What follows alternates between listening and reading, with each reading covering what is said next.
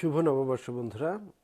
সবাইকে নতুন বছরের অনেক অনেক শুভেচ্ছা এবং শুভকামনা। আপনারা আজকে একটা নতুন বছর শুরু হলো। ইতিমধ্যে সম্ভবত বাংলাদেশে 2 তারিখ চলে এসছে। আর কিছুক্ষণের মধ্যেই হয়তো 2 তারিখ, হ্যাঁ ইতিমধ্যে বাংলাদেশে 2 তারিখ চলে এসছে। তো নতুন একটা বছর শুরু হলো, আমাদের নতুন সব কিছু শুরু হলো। আমি চাই আপনাদের এই বছরটাও আগের বছরের মতো ভালো কাটুক, অথবা আগের বছরে যেই আপনাদের অপ্রাপ্তিগুলো ছিল এই বছরে সেই অপ্রাপ্তিগুলো পূরণ হোক। তো সবাইকে নতুন বছরের আবারও শুভেচ্ছা, হ্যাপি নিউ ইয়ার। আর আপনাদেরকে আমি যুক্ত করতে পারি আমার সাথে লাইভে। যুক্ত করার শর্ত আপনারা নিশ্চয়ই জানেন, এতদিনে আমি অনেকগুলো লাইভ এর আগে করেছি। আমার সাথে যুক্ত হওয়ার শর্ত হচ্ছে আপনার অবশ্যই আমার ওয়েবসাইটের অন্তত কিছু লেখা পড়া থাকতে হবে, নতুবা আমি আপনাদেরকে আমার লাইভ অনুষ্ঠানে যুক্ত করতে ইচ্ছুক নই, বা আপনারা যুক্ত হওয়ার জন্য যোগ্য বলে বিবেচিত হবেন না।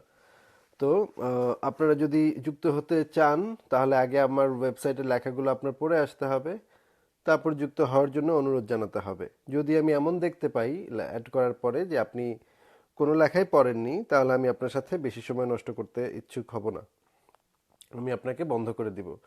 সুতরাং আপনার অন্তত পক্ষে কয়েকটি লেখা অবশ্যই পড়া থাকতে হবে। অমিত সরকার লিখেছেন, ভাবিকে নিয়ে ঘুরতে যাননি আজ? গতকাল আমরা গিয়েছিলাম ঘুরতে, অনেক জায়গায় ঘুরেছি, অনেক আনন্দ করেছি। আমাদের সাথে আরও অনেক আমাদের বন্ধুরা ছিলেন, ওনারা সবাই মিলেই আমরা ঘুরেছি। আমাদের ব্লগারদের মধ্যে অনেকে ছিলেন, তাদেরকে নিয়েও ঘুরেছি, খুবই মজা হয়েছে। আমরা আশা করি যে ছবিগুলো আস্তে আস্তে পোস্ট করব। কানিজ হয়তো সেই ছবিগুলো পোস্ট করবে আস্তে আস্তে। আচ্ছা, উৎপল কুমার সরকার লিখেছেন, আমাকে অ্যাড করেন প্লিজ, শুধু দুটো প্রশ্ন করব। আপনি আগে আমার ওয়েবসাইটের লেখাগুলো পড়ে আসবেন, পড়ে আমাকে কনফার্ম করবেন যে আপনি লেখাগুলো পড়েছেন, তারপরে আমি আপনাকে হয়তো অ্যাড করব। আচ্ছা, দেখা যাক কে কে যুক্ত হতে চান। দেবা দেবা নামক একজন যুক্ত হতে চেয়েছেন, দেখি।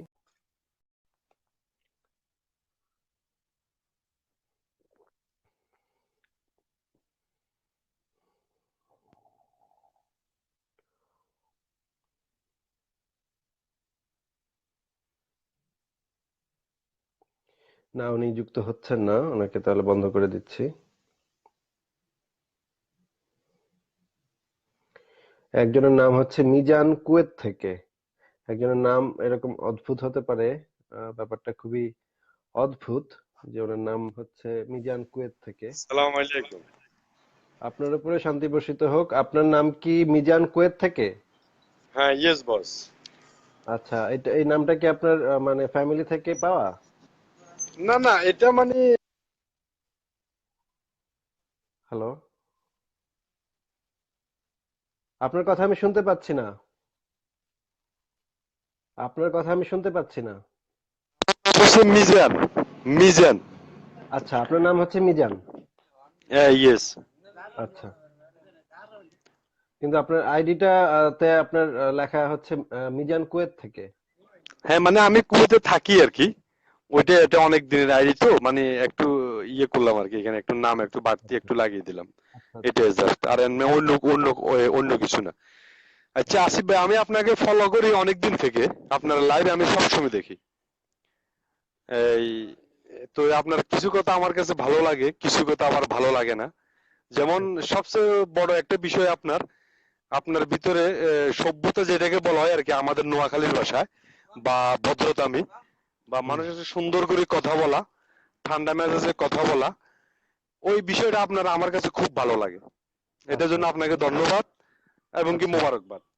আচ্ছা আর আর কিছু বিষয় আছে যেটা হয়তো আমি মানে মানে আমি আমার জায়গা থেকে বলতেছি আর কি। আমি মুসলমান হিসেবে, বা আমি আল্লাহ বিশ্বাস বিশ্বাস করি, নবী রাসূল বিশ্বাস করি। আমি একজন মুসলিম। তো আচ্ছা ওই জায়গা থেকে আপনার কিছু কথা আমার ভালো লাগে না। শুধু আমার একটা শুধু প্রশ্ন, আপনাকে আর কোনো প্রশ্ন আমি করব না, আমাকে আচ্ছা উত্তরটা দিয়ে দিবেন। আমি যদি সন্তুষ্টমূলক হয় বা যদি, আচ্ছা আমি আমার প্রশ্নটা করি। আচ্ছা আচ্ছা মানে আল্লাহ আছে এটা আমি বিশ্বাস বিশ্বাস করি, কিন্তু আপনি বিশ্বাস করেন না। বা হুম আল্লাহ যে নাই এটা আমি কেন আমি বিশ্বাস এটা করব না, মানে আল্লাহ নাই এটা আমার মানে নাই, তাহলে এই পৃথিবীটা কে করছে, বাস এটাই আমার প্রশ্ন, আর কিচ্ছু না। আচ্ছা, আপনার প্রশ্নটা হচ্ছে আল্লাহ যে নাই এটা আমরা কেন বিশ্বাস করব, তাই তো? হ্যাঁ, বাস এই এটা একটাই প্রশ্ন বাস। আচ্ছা আচ্ছা, ঠিক আছে। দেখেন যে ধরেন কালকে একজন আপনার কাছে এসে বলল যে সে স্বপ্নে দেখেছে যে আপনি তার থেকে 10 লাখ টাকা নিয়েছেন। হুম। হুম, তখন আপনি বলবেন যে কই, আমি তো এরকম কোনো স্বপ্ন দেখি নেই, 10 লাখ টাকা নিয়েও নেই, আমার কাছে 10 লাখ টাকা নাইও। তখন সে আপনাকে নানা ভুং ভাং দিবে, নানা কথাবার্তা বলবে এবং প্রমাণের চেষ্টা করবে যে সে স্বপ্নে আপনাকে 10 লাখ টাকা লোন দিয়েছিল, ধার দিয়েছিল। হ্যাঁ। হুম, এখন ব্যাপারটার কোনো প্রমাণ তার কাছে নাই, কিন্তু সে খুব জোরে জোরে সোরে দাবি করে যাচ্ছে এবং আপনাকে বলছে ব্যাপারটা আপনার বিশ্বাস করতে হবে। এখন আপনি বলবেন যে তাহলে তুমি কাগজপত্র দেখাও, কবে কোথায় টাকা নিয়েছি কাগজপত্র দেখাও, কোনো প্রমাণ দেখাও। কোনো প্রমাণ নাই, স্বপ্নে দেখছো, এগুলার এই সমস্ত হাবিজাবি কথার তো কোনো মানে নেই, তাই না? তখন সে যদি আপনাকে বলে তুমি প্রমাণ করো যে 10 লাখ টাকা তুমি নাও নাই, তখন এটা একটা ভেজালের ভিতরে হয়ে যাবে না? মানে পুরো কথাটা হ্যাঁ, একটা ভেজালের কথা না? আপনি বেজেল কেন লেগে প্রমাণ ধরে। করতে যাবেন যে আপনি 10 লাখ টাকা নেন নাই? সে যেহেতু দাবি করতেছে যে আপনি তার থেকে 10 লাখ টাকা নিছেন, সে প্রমাণ করবে। প্রমাণের দায়িত্ব তো আপনার না। আপনি যে 10 লাখ টাকা নেন নাই এটা তো আপনি প্রমাণ করতে পারবেন না, হুম। তাই না?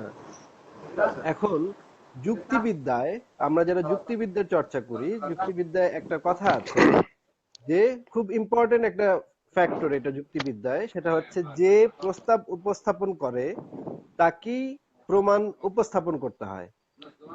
সে যদি, যে প্রস্তাব উপস্থাপন করেছে সে যদি প্রমাণ উপস্থাপন করতে না পারে, তাহলে প্রমাণ উপস্থাপন না করতে পারার কারণে তার প্রস্তাবটা বাতিল হয়ে যায়।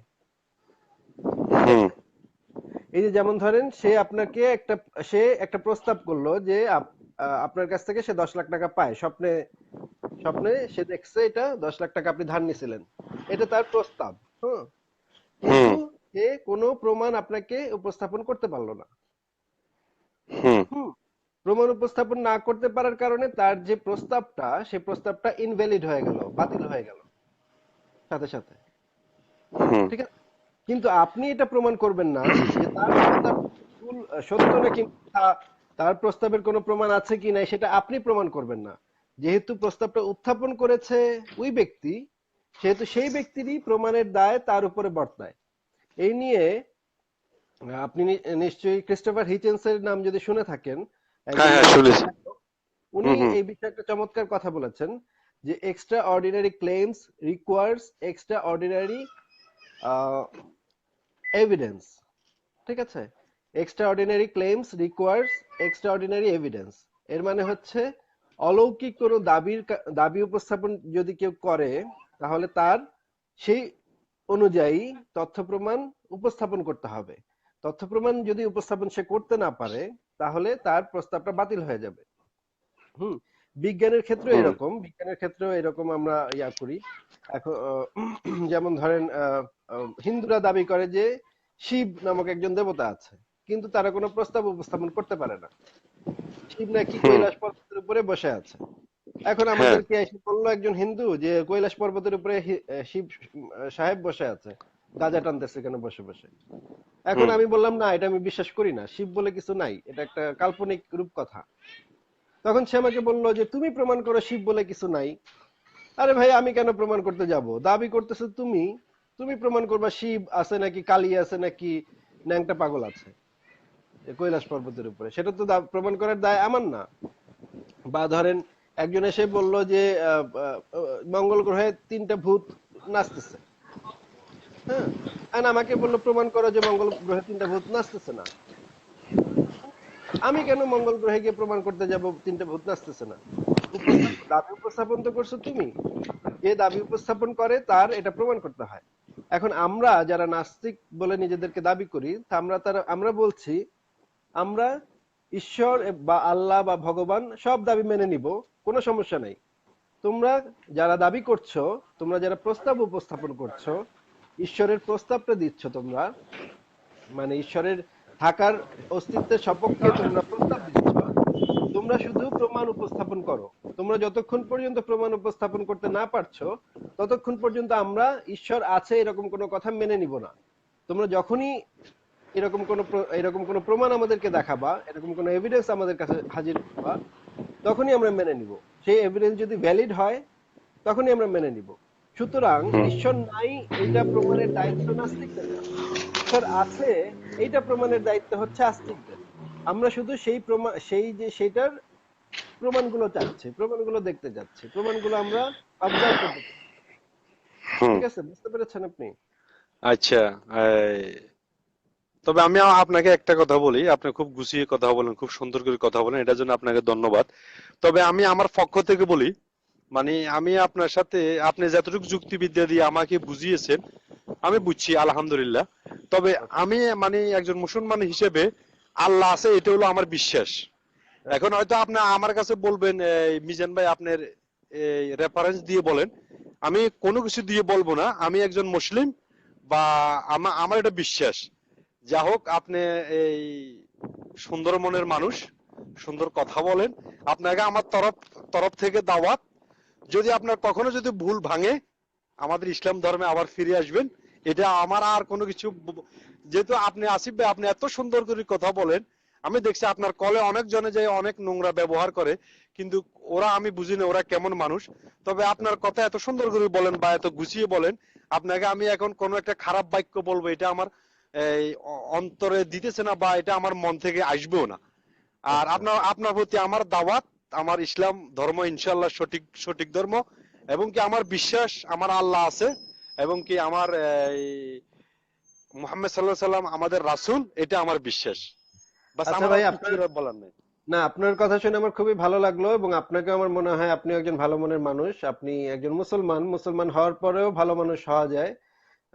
তবে অবশ্যই। আপনাকে আমি অনুরোধ জানাবো যে আহ, ধরেন যে ইসলাম ধর্মের মধ্যে এমন এমন কিছু বক্তব্য আছে যেগুলো হচ্ছে, যেমন ধরেন বিধর্মীদের বা কাফেরদেরকে ঘৃণা করার মতো কিছু কথা হ্যাঁ, আছে। আমি হ্যাঁ, আপনার কাছে অবশ্যই। কামনা করব যে আপনি কোনো কাফেরকে বা কোনো নাস্তিককে বা কোনো হিন্দুকে, ইহুদিকে ঘৃণা করবেন না। আপনি সবাইকে মানুষ ভাববেন এবং সবাইকে সমান ভাববেন, এবং সমান ভেবে আপনি সবাইকে মন থেকে ভালোবাসবেন। এটা আমি কামনা করবো। এরপর যদি আপনি আল্লাহ বিশ্বাস করেন, তাতে করে কিছু যায় আসে না। একজন ভালো মানুষ হবেন, একজন মমতা দিয়ে, ভালোবাসা দিয়ে একজন মানুষকে বিচার করবেন। আমি শুধু আপনার কাছ থেকে এটা কামনা করি। অবশ্যই আপনাকে আমি আরেকটা ইনফরমেশন দিতেছি। হুম, ইন্ডিয়ার নায়ক সালমান খান একটা অনুষ্ঠানে বলছিল, বিগ বস অনুষ্ঠানে বলছিল, ধর্ম কোনো মূল লক্ষ্য না, একটা মানুষ ভালো হওয়াটা সেটাই মূল একটা বিষয়। হ্যাঁ, ধর্ম খুবই মূল ভালো বিষয় না, বলেছেন। ধর্ম। হ্যাঁ, আমি ইসলাম ধর্ম গ্রহণ করি, বা ইসলাম ধর্ম আমি পালন করি। ইসলাম ধর্ম আমার কাছে ভালো লাগে। যদি কোনো আমার ভাই নাস্তিক হয় বা কোনো ভাই যদি বিধর্মী থাকে, আমি তাকে সুন্দর মনে, সুন্দর ব্যবহার দিয়ে তাকে আমি দাওয়াত দিব, তাকে আমি ঘৃণা করা প্রশ্ন আসে না। যেহেতু সবার কিন্তু, যদি বিশ্বাস করে সবাই, আল্লাহ কিন্তু একজনে, কিন্তু ভগবান বলেন, গড বলেন, যেটাই বলেন, একজন কিন্তু। আমি কিন্তু আপনাকে ঘৃণা কিন্তু করি না আসিফ ভাই, আমি আপনাকে সত্যি আমি ভালোবাসি মানুষ হিসেবে। আপনার ধর্ম কি হতে পারে সেটা আপনার ব্যক্তিগত ব্যাপার। আপনি এখন আপনি নাস্তিক, যেটা আপনি দাবি করেন বা যেটা বলা হয় বর্তমান সমাজে, আপনি নাস্তিক হয় আমার ইসলামের ধর্মের সমালোচনা করেন, আমার কোনো আপত্তি নেই। কিন্তু আমি মিজান, যদি আমি বললাম আমি আল্লাহ মানি, নবী মানি, সবকিছু মানি, যদি আমি বা আমার মতন কোনো ব্যক্তি যদি ইসলামের সমালোচনা করে, সেটা আমি মানবো না। কিন্তু আপনি আপনি একটা একটা যেটাকে বলা হয় এক বা দুই, আপনি এখন একটা স্থানে আছেন, বা আমি আর একটা স্থানে আছি, দুই দিকে আছি দুইজন। আপনি আপনার জায়গা থেকে সঠিক, সেটা আপনি মনে করেন, আমি মনে করি আমার জায়গা থেকে আমি সঠিক। তবে আমি আপনাকে দাওয়াত, সেটা আমার পক্ষ থেকে বা আমার মুসলমান হিসেবে আমি আপনাকে দাওয়াত দিলাম, ওয়েলকাম। যদি আপনার কখনো ভুলটা যদি ভেঙে যায়, যেটা আমার বিশ্বাস থেকে আমি বলতেছি, আপনার ওয়েবসাইটে বা আপনার বিভিন্ন লেখা আমি অনেকগুলো পড়ছি, আমি অনেক লেখালেখি পড়ছি আপনার ফেসবুক, আপনার ওয়েবসাইটে, আপনার হোয়াটসঅ্যাপে আমি কপি করে রেখে দিছি আমি অনেক সময় আচ্ছা। আমি যাইয়া পড়ি। আপনি নাস্তিক, আপনি আল্লাহ বিশ্বাস করেন না, সেটা আমার কোনো দুঃখ নেই। যেহেতু আপনি বলছেন আমি মুসলিম না, হিন্দু না, খ্রিস্টান না, আমি মুক্ত চিন্তার মানুষ। আমি আমার কথা বলে বলে যাব, সমাজ কিভাবে সুন্দর হবে, দেশ কিভাবে সুন্দর হবে, একটা পরিবার কিভাবে সুন্দর হয়। আপনার স্থানে আপনি ওকে গুড, আমি আমার স্থানে, তবে আমার স্থান থেকে বা আমার নিজের আবেগ থেকে আপনাকে আমার দাওয়াত, ইসলামের দাওয়াত। আপনার কখনো যদি ভুল যদি আপনার ভাঙে, আপনাকে ওয়েলকাম। বাস এটাই, আচ্ছা। বাস আসিফ ভাই, আর আচ্ছা। কোনো কথা আচ্ছা, আমি বলবো একটু না। বলি। আসসালামু আলাইকুম। আচ্ছা, হ্যাঁ, আমি একটু বলেন বলে বলেন নিই। আমি একটু বলি। বলেন। আপনাকে আমি নাস্তিকতার পথে দাওয়াতও দিচ্ছি না, বা নাস্তিক হতেও বলছি না, বা মুক্ত চিন্তার রাইট, পক্ষেও কিছু বলছি না। আপনাকে আমি বলছি রাইট। যে আপনি আপনার বিবেক দিয়ে, মন দিয়ে, ভালোবাসা দিয়ে মানুষের সেবা করবেন, তাহলেই আমি মনে করব আপনি আমার ভাই, আপনি আমার একজন বন্ধু। সহযোদ্ধা, বন্ধু। হ্যাঁ, রাইট, ঠিক আছে। ভালো রাইট। থাকবেন। শুভকামনা, অনেক শুভকামনা আপনাকে। ভালো আসসালামু থাকবেন। আলাইকুম। আসসালামু আলাইকুম। শুভকামনা। Bye bye. অনেক ধন্যবাদ মিজান ভাই আপনাকে। আপনার কথা খুবই চমৎকার লেগেছে আমার কাছে। হুম। এমডি জয়নাল আবেদিন, ওনাকে দেখি।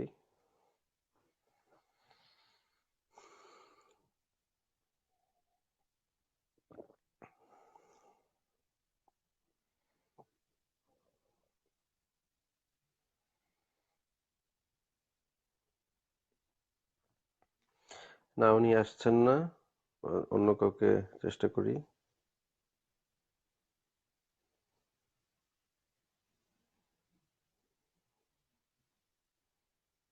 সোহাগ হাওলাদার, ওনাকে দেখি।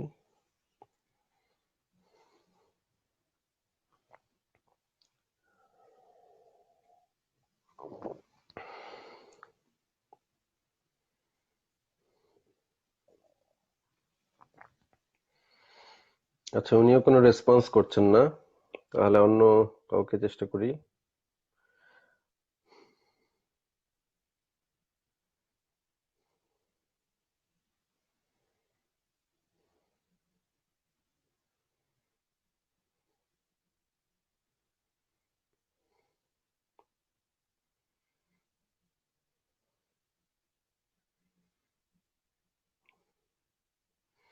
আরেকজনকে চেষ্টা করছি, দেখি উনি।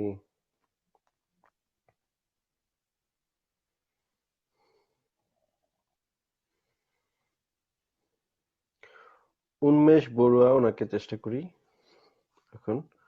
উনি যুক্ত হতে পারেন কিনা দেখি।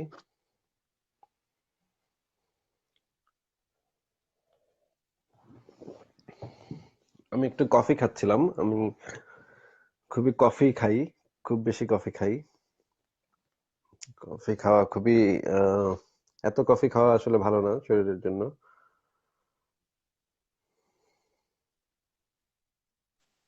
আচ্ছা। Hello hello. ভাই, ভাই ভালো আছেন? হ্যাঁ, ভালো আছি। আপনাকে দেখা যাচ্ছে না, উন্মেষ বড়ুয়া, আপনাকে দেখা যাচ্ছে না। অন্ধকারে তো। আচ্ছা, আপনি তো তো শুয়ে আছেন, তাহলে আপনি শুয়েই থাকেন।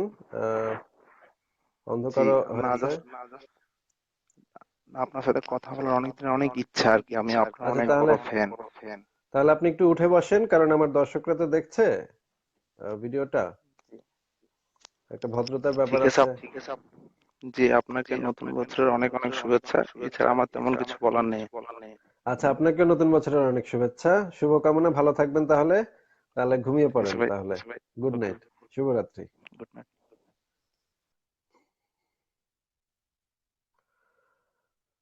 আচ্ছা, আর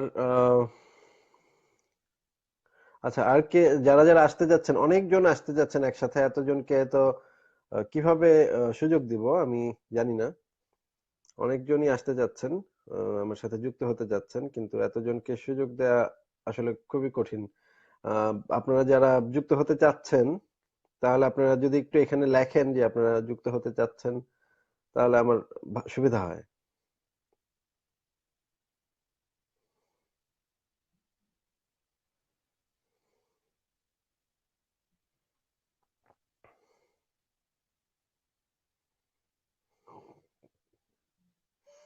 সৌরভ খন্দকার লিখেছেন, হে মহিউদ্দিন, আপনি কি দেখেননি পেয়ারার মধ্যে মেঘের মধ্যে স্রষ্টার নাম? এতে কি প্রমাণিত হচ্ছে না? অবশ্যই প্রমাণিত হয়ে গেছে।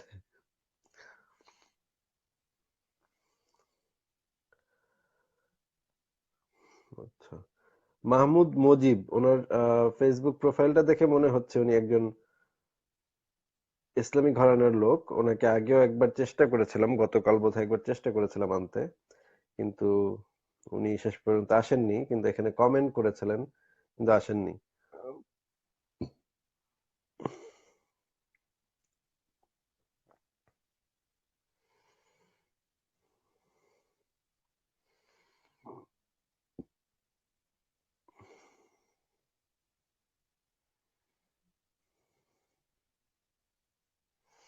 না, উনি আসছেন না।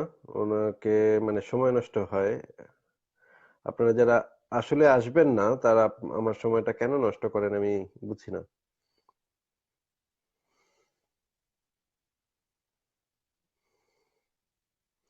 রেজবান তারেক, ওনাকে দেখি।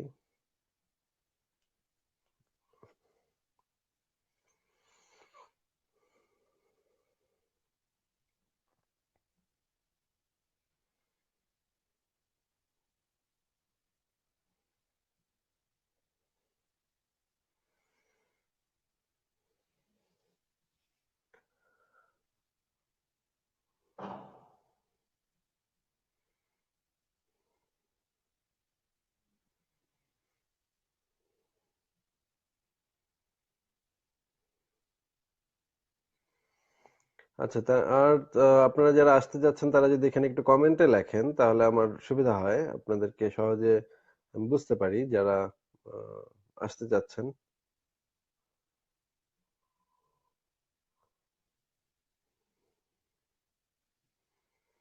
ইউসুফ গনি, ওনাকে দেখি।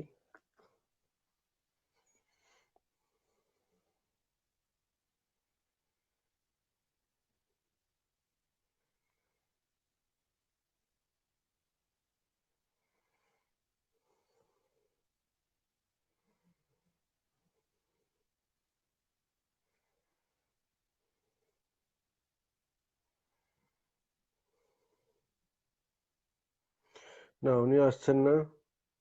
তাহলে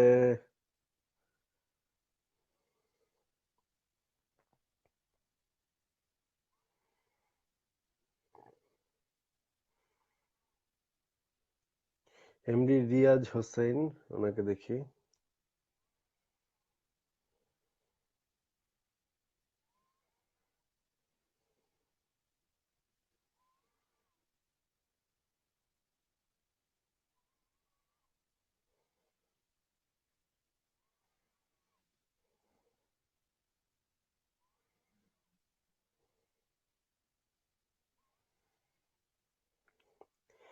না, উনিও আসছেন না। আরেকজনকে দেখি। একজন আরবি নামওয়ালা একজন যুক্ত হতে চেয়েছেন, দেখি আরবি আরবি নামওয়ালা ব্যক্তি যুক্ত হতে পারেন কিনা।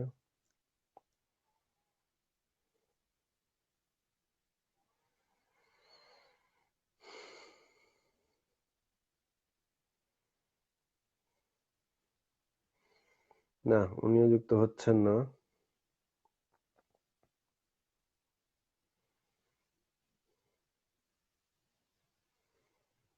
আচ্ছা, একজন নারী আহ, দর্শককে দেখতে পাচ্ছি, ওনাকে দেখি উনি আসেন কিনা।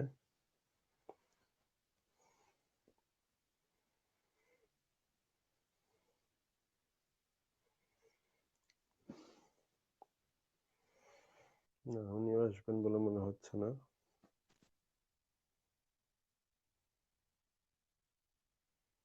হ্যালো। হ্যালো ভাইয়া। হ্যালো। জি। হ্যালো, আপনার কথা আমি শুনতে জি পাচ্ছি ভাইয়া, না, শুনতে আপনার পাচ্ছি। কথা শুনতে আমি শুনতে পাচ্ছেন? পাচ্ছি না। হ্যালো।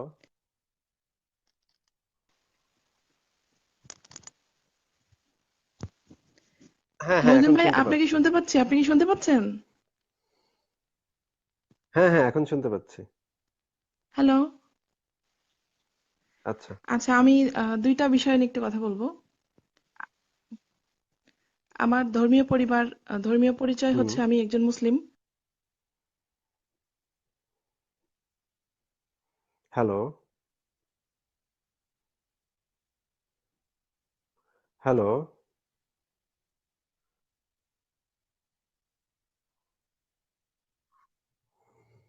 জি, হ্যালো ভাইয়া শুনতে পাচ্ছেন? হ্যাঁ, হ্যালো, আমি শুনতে পাচ্ছি। আপনার কথা কেটে হ্যালো। কেটে যাচ্ছে একটু।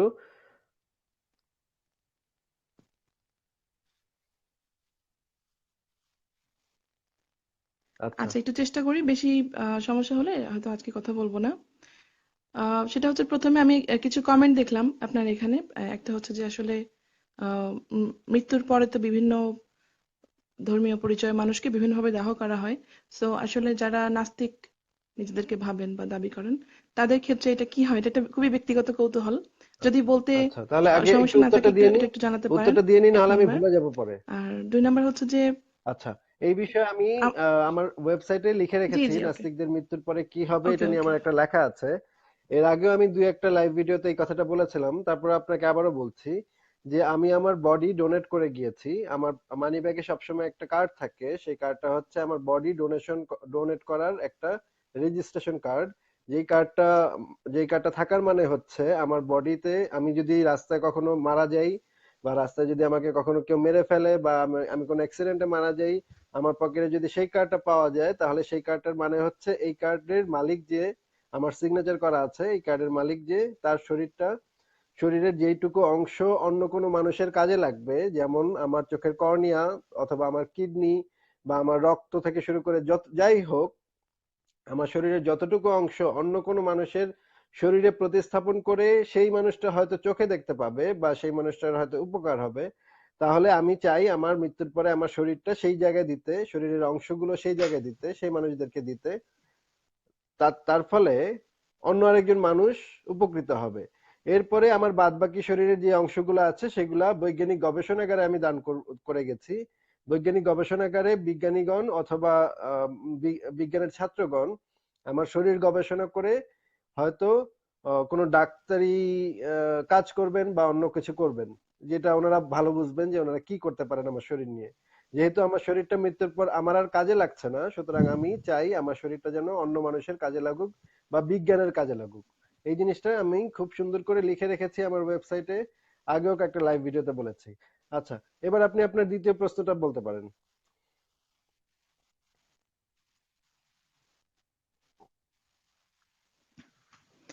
আচ্ছা, আমার মনে হয় যে এই অ্যান্সারটা, থ্যাংক ইউ অ্যান্সার দেওয়ার জন্য। ভাইয়া, এটা হলো আপনার পার্সোনাল একটা ডিসিশন বা আপনার ভাবনা। আসলে ওভারঅল কি হয়, যারা সারা পৃথিবীতে আপনার মতো মতাদর্শের মানুষ যারা আছেন, সাধারণত আসলে কি হয়? তারা যে কোনো একটি পদ্ধতি মানে বেছে আমি নেন, আপনার কথা এভাবে বুঝতে বলা পারিনি, যান, আবার নাকি একটু আসলে কি প্রশ্নটা হয় আমি বলবেন? সেটা। হ্যালো, হ্যালো, হ্যালো, আমি আপনার কথা কেটে কেটে যাচ্ছে, আপনার কথা কেটে কেটে যাচ্ছে, এটার কারণে আমি আপনার প্রশ্ন বুঝতে পারছি না।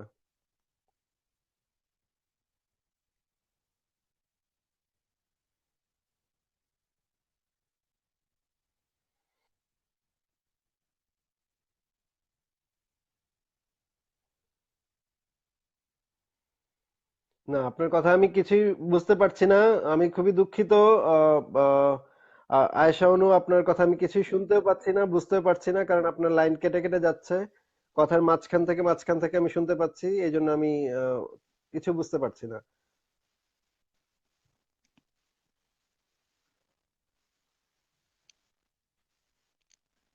আহ আমি বলছি যে আসলে আপনার বডিটা ডোনেট করবেন, এটা আপনার খুবই ব্যক্তিগত একটা ইচ্ছার বিষয়। কিন্তু ওভারঅল কি হন যারা না, আপনার কথা কিছু শোনা যাচ্ছে না। আমি খুবই দুঃখিত যে আপনাকে আমার কেটে দিতে হচ্ছে, যেহেতু আপনার কথা আমি আচ্ছা, আমি যতটুকু শুনতে পেলাম, উনি হয়তো বলতে চাচ্ছিলেন, এরকম একটা প্রশ্ন করতে চাচ্ছিলেন যে নাস্তিকরা কি করে। আমার এটা হয়তো আমার ব্যক্তিগত ব্যাপার, কিন্তু নাস্তিকরা সাধারণত কি করে। আমি যতদূর জানি পৃথিবীর বেশিরভাগ মুক্ত চিন্তার মানুষেরা এই একই কাজ করেছিলেন, যেমন আরজ আলী মাতুব্বর, তারপরে ডক্টর আহমদ শরীফ, ওনারা এইভাবেই বডি ডোনেট করে গিয়েছিলেন। আর আমিও সেই একইভাবে বডি ডোনেট করে গিয়েছি। আমার মানি ব্যাগের জিনিসটা, এই কাগজটা আছে, একটা কার্ড আছে। আর নাস্তিকতা তো কোনো ধর্ম না যে তাদের একটা মারা যাওয়ার পর একটা আহ, অনুষ্ঠান হবে, লোক ডেকে খাওয়ানো হবে, এরকম এই রিচুয়াল গুলা নাস্তিকরা ফলো করে না। এক একজন নাস্তিক হয়তো নিজে মারা যাওয়ার পর কি হতে পারে সেটা নিজে ডিসাইড করবে, যেহেতু তারা কোনো এই ধরনের কোনো রিচুয়াল পালন করে না, সেহেতু প্রত্যেক নাস্তিকের আহ, যেটা তিনি যা মনে করবেন, তার চিন্তা যেরকম সেইভাবে উনি করবেন। এখন একজন নাস্তিক বা একজন মুক্তচিন্তার মানুষ মারা গেলে তাকে যদি কবরও দেওয়া হয় ইসলামীয় এই নিয়ম অনুসারে, বা তাকে যদি চিতাতে দেওয়া হয়, তাতেও তার কিছু যায় আসে না, কারণ হচ্ছে তিনি মারা গেছেন। মারা যাওয়ার পরে তার বডি চিতায় দিল না কবরে দিল, তা দিয়ে তার কি যায় আসে। এই এই বিষয়ে আমি একটা লেখা লিখেছিলাম, এখানে আমি লিখেছিলাম মহাজ্ঞানী ডায়োজিনিস যিনি ছিলেন, ওনার ওনাকে একটু নাস্তিক, উনি একটু নাস্তিক ধরনেরই ছিলেন। ওনাকে আহ, লোকজন বলতো যে তুমি তো দেবদেবী মানো না, তুমি মারা যাওয়ার পর তো তোমার কি হবে, তোমার লাশ তো শিয়াল শকুনে ছিঁড়ে খুঁড়ে খাবে। তারপর তিনি বলেছিলেন আচ্ছা ঠিক আছে, তাহলে তোমরা আমার হাতে একটা লাঠি দিয়ে দিও, শিয়াল শকুন আসলে ওদেরকে পিটানো যাবে সেই লাঠিটা দিয়ে। তারপরে আহ, লোকজন অবাক হয়ে তাকে জিজ্ঞেস বললো যে আরে তুমি নিজেকে মহাজ্ঞানী ডায়োজেনিস বলে দাবি করো, তুমি এতই বোকা, তুমি জানো না যে খালি নিজেকে খালি মহাজ্ঞানী দাবি করলেই তো হলো না, দার্শনিক দাবি করলেই তো হলো না। তুমি তো এটাই জানো না যে তো বেটা, তুমি তো এটাই জানো না যে মারা যাওয়ার পর তুমি লাঠি দিয়ে শিয়াল শকুন তাড়াইতেই পারবা না, তুমি তো টেরই পাবা না। তখন ডায়োজেনিস বলতেছে আমি যদি টেরই না পাই, আমার যদি চেতনাই না থাকে, তাহলে শিয়ালেই খাইলেই কি আর শকুনে খাইলেই কি আর চিতায় পুরাইলেই কি আর মাটি দিলেই কি, তাতে তো আমার কিছু যাচ্ছে আসছে না। সুতরাং তা দিয়ে তোমাদের এত টেনশন কিসের, যেখানে আমারই কিছু যাচ্ছে আসছে না, তা দিয়ে তোমার এত টেনশন কিসের। তো আমিও এটাই মনে করি যে আহ, একজন মুক্ত চিন্তার মানুষ, একজন নাস্তিক, ওনারা সিদ্ধান্ত নেবেন যে ওনাদের বডি ওনারা কি করবেন, বা মৃত্যুর পরে কি হবে ওনাদের বডি দিয়ে, ওনারা নিজেরা সিদ্ধান্ত নেবেন। অন্য মানুষের এত টেনশনের তো কিছু দেখি না আসলে। আচ্ছা, আহ আর কাকে অ্যাড করা যায় দেখি।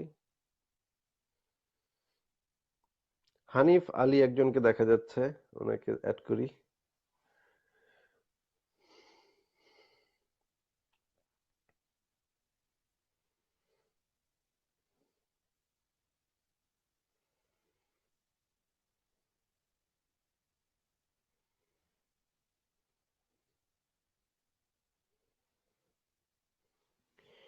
না, উনি যুক্ত হচ্ছেন না। আচ্ছা, তাহলে অন্য আরেকজনকে যুক্ত করি। রফিক রায়পুরা, ওনাকে দেখি উনি লিখছেন যে যুক্ত হতে চান।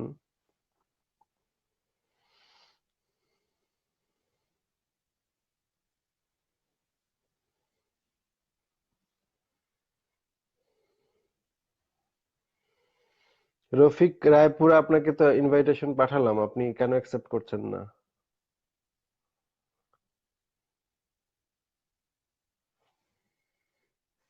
না, তাহলে আপনাকেও কেটে দিতে হচ্ছে।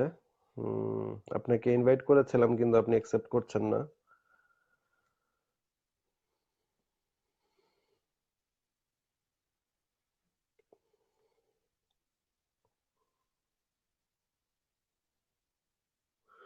খোকন শেখ, ওনাকে দেখি হয় কিনা।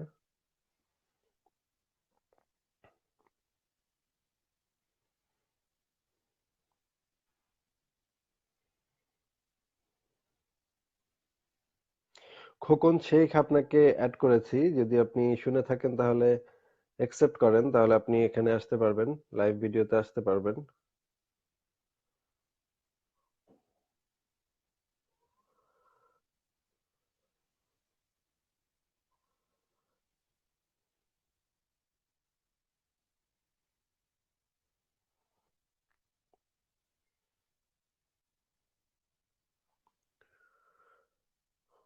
আপনাদের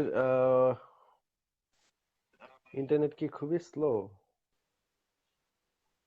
হ্যালো? Hello, hello? হ্যাঁ, শুনতে পাচ্ছেন? হ্যালো। হ্যালো?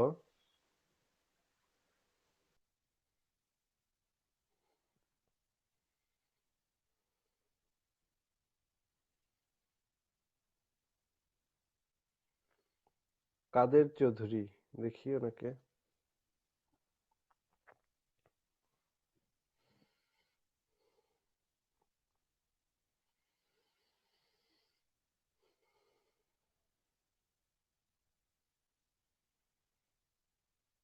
অনেকেই যুক্ত হতে চাচ্ছেন এখন, ইতিমধ্যে 28 জন যুক্ত হতে চাচ্ছেন, কিন্তু সবাইকে একসাথে তো যুক্ত করা সম্ভব না। আমি একের পর এক আহ, সুযোগ দিচ্ছি, দেখি।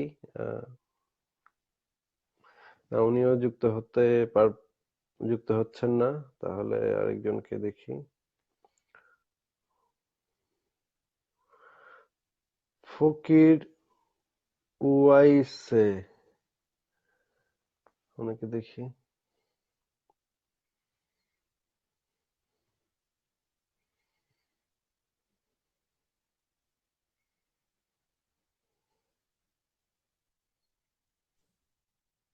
হ্যালো। হ্যালো। জি।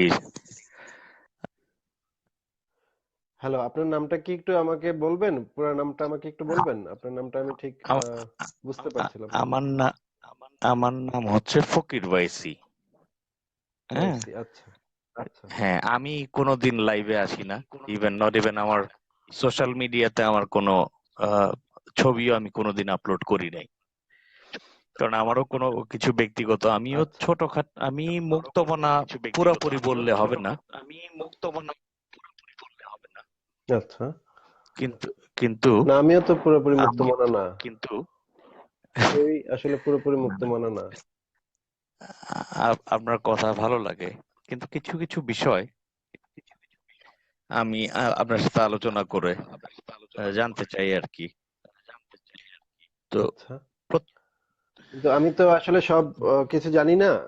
আমি যতটুকু জানি বা যতটুকু বলতে পারি সেইটুকের মধ্যে আমি হ্যাঁ, হয়তো আপনার সাথে কথা বলতে না, পারি, আলাপ করতে পারি। অ্যাকচুয়ালি অ্যাকচুয়ালি আপনি হ্যাঁ, আপনি হয়তো বা আমার নামটা বেশ কয়েকদিন আপনাকে রিকোয়েস্ট দিয়েছিলাম। আচ্ছা আচ্ছা। তো আপনার সাথে একদিন লম্বা চওড়া কথা বলার জন্য ইন্টারেস্টেড আমি। আচ্ছা, তবে ধৈর্য, আমিও ধৈর্য নিয়ে কথা বলবো, আপনিও ধৈর্য সহকারে, যেন আশা করা যায় যেন আহ, মানুষও যেন ধৈর্য নিয়ে জানতে পারে। হ্যাঁ। আচ্ছা। তো এই কারণ এই ইসের থেকে, ইন্টারেস্ট থেকে কথা হচ্ছে আমার কয়েকটা কথা। হুম। হুম। তো আহ, তার মধ্যে প্রথম কথাই হচ্ছে, প্রত্যেকটা সৃষ্টিরই, প্রত্যেকটা বস্তুর একটা প্রস্তুতকারক আছে নাকি? প্রত্যেকটা প্রত্যেকটা বস্তুর কোনো প্রস্তুতকারক আছে, এটা কিভাবে আপনি প্রস্তুতকারক আছে না? বলছেন? মানে না, এই প্রস্তাবটাকে, ফর এই না কথাটাকে না, আপনি প্রস্তাব, কেন ধরে নিচ্ছেন? একটা প্রত্যেকটা সেকেন্ড, বস্তুর আমি প্রস্তুতকারক আছে, এটা আপনাকে। না না না না না না, আমি আপনাকে উদাহরণ দিয়ে বলছি, আমাকে একটা সেকেন্ড সময়। বাচ্চাটা তো সবাই শুয়ে পড়েছে, তো আমি উঠে যাচ্ছি আচ্ছা ঘর আচ্ছা। থেকে।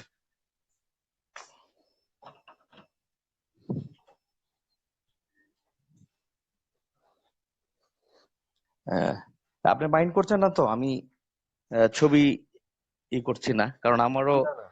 কাঠমোল্লারা আমার কাঠমোল্লারা আমারে পাইলে আমাকেও শেষ করে দিবে কয়েকদিনের আচ্ছা মধ্যে। আচ্ছা আচ্ছা সো আচ্ছা, না এই সমস্যা কারণে নেই, কোনো সমস্যা নেই, আপনি বলতে পারেন। হুম, হ্যাঁ, আমি উঠে যারা আসছি এখনো এত জরুরি। বেডরুম। হ্যাঁ হ্যাঁ। আচ্ছা কথা আচ্ছা, হচ্ছে, বলেন। আপনি যে গ্লাসটা পরে আছেন, এটার একটা প্রস্তুতকারক আছে। হুম আপনি যে ফোনটা ইউজ করতেছেন, হুম এটারও একটা প্রস্তুতকারক আছে। হুম আপনি যেটা হুম সোফাটাতে বসে আছেন, এটারও একটা প্রস্তুতকারক আছে। তার মানে হুম। প্রত্যেকটা বস্তুই সৃষ্টি হয়েছে কারো না কারো দ্বারা। না না না, এই তিনটা জিনিস থেকে আপনি এই উপসংহারে আসতে পারেন না যে প্রত্যেকটা বস্তুরই প্রস্তুতকারক আছে।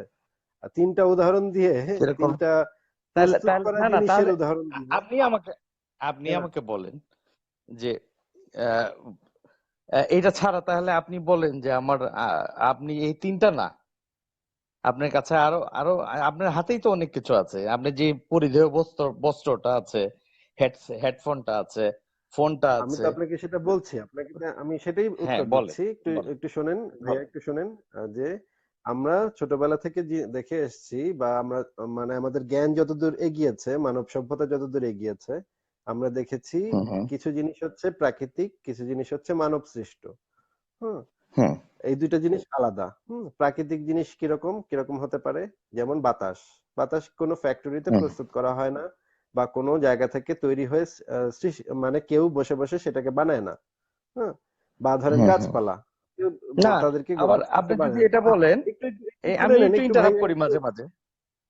আচ্ছা হ্যাঁ, ভাইয়া, আপনি যদি আমাকে কথা মানে শেষ করতে না দেন, তাহলে তো মানে আলোচনাটা হবে না। আমি তো আপনাকে প্রথমে একটু কথা বলতে দিয়েছি, আচ্ছা, এখন আপনি আমাকে একটু করেন, কথা বলতে দিন।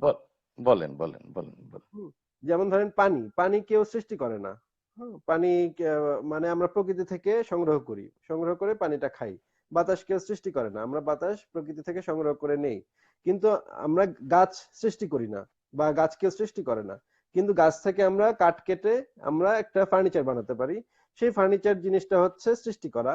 সেই জিনিসটা আমরা তারপরে আমরা ওইটা সৃষ্টি ম্যানমেড, করি না। সৃষ্টি ম্যানমেড। করা মানে যে জিনিসটা আসলেই বোঝায়, সেটাকে আমরা সৃষ্টি করি না। আসিফ সাহেব, আসিফ সাহেব, সেটাকে আমরা আমি কনভার্ট একটা করি, একটু সেই কাঠটাকে আমরা। আমি আমি একটা একটা একটা সেকেন্ড আমাকে সময় দেন। আপনি আচ্ছা আচ্ছা, ঠিক আছে, বলেন। একই জিনিসকে উদাহরণটা মানে লম্বা না করে তাহলে আলোচনা বেশি করা যাবে। হুম। একই উদাহরণে যদি আপনি আচ্ছা, পানির বা যখন পানি বলছেন বা বাতাস বলছেন, এর জন্য 10টা উদাহরণ দেওয়ার দরকার নাই। আপনি অল্প উদাহরণে কিন্তু কথা বলে তাহলে আমরা আগাতে পারবো। না না, কিন্তু আপনি মানে আপনার সাথে যে আমি কথা বলছি, সেটা তো শুধু আপনার সাথেই আমার কথা না। এটা হচ্ছে আরো আচ্ছা অসংখ্য আচ্ছা মানুষ এই ভিডিওটা দেখছে, তাদের জন্য আমার কথা। আচ্ছা আচ্ছা তারা যখন তাদের আচ্ছা মনে এই প্রশ্নটা জাগতে পারে, এমন অনেক অনেক মানুষ আছে, আচ্ছা অনেক আচ্ছা মাদ্রাসার ছাত্র আছে যারা এই জিনিসগুলো ভালোভাবে বোঝে না। তাদের জন্য আমার আরো আচ্ছা আচ্ছা খোলাসা করে, আরো মানে ভেঙে চুরে তাদেরকে বলতে হয়। একটা সহজ আচ্ছা সাধারণ আচ্ছা। কথা একটা মাদ্রাসার ছাত্র বুঝতে পারবে না অনেক সময়। আমি যে একটু আগে হ্যাঁ বললাম হ্যাঁ যে একজনকে একটা বললাম যে যে প্রস্তাব দেয় তারই প্রমাণ উপস্থাপন করতে হয়। এই জিনিসটা আমার অনেক ভেঙে চুরে বলতে হয়, শুধুমাত্র যার সাথে কথা বলছি তার জন্য নয়, আরো যে আচ্ছা আচ্ছা 500 মাদ্রাসার ছাত্র আমার ভিডিও দেখছে তাদের জন্য। সুতরাং আমি এভাবে হুম হুম ভেঙে হুম। ভেঙে বলি, আচ্ছা কারণ আচ্ছা, এটা ক্যারি অন ক্যারি একটা অন ক্যারি অন। দরকার আছে, এটার একটা প্রয়োজন আছে। আচ্ছা, এগিয়ে যান এগিয়ে যান এগিয়ে যান। না, ঠিক আছে, বলেছি। আপনি নিশ্চয়ই এতক্ষণে বুঝতে পেরেছেন যে কিছু জিনিস হচ্ছে ম্যানমেড, কিছু জিনিস হচ্ছে প্রাকৃতিক। যে জিনিসগুলো আমরা প্রকৃতি থেকে সংগ্রহ করে সেই জিনিসগুলোকে কনভার্ট করি, কনভার্ট করে আমরা এই জিনিসগুলো বানাই। কিন্তু আমরা অণুপরমাণু বানাতে পারি না, আমরা সময় বানাতে পারি না, আমরা আ- সূর্যের আলো বানাতে পারি না। আচ্ছা, এই জিনিসগুলো না যেমন, কেউ বানাতে পারে না, হ্যাঁ, বা আচ্ছা কোথাও আচ্ছা কেউ বানিয়ে কোনো ফ্যাক্টরি থেকে তৈরিও হয় না। আচ্ছা, তাহলে হ্যাঁ, এবার বলেন আপনি। আপনি মানুষের যে সৃষ্টিজাত বা বৃক্ষের যে সৃষ্টিজাত, এই প্রত্যেকটা সৃষ্টি যেটা মানুষের ম্যান মেড নয়, তাই না? এটা কোত্থেকে? হুম।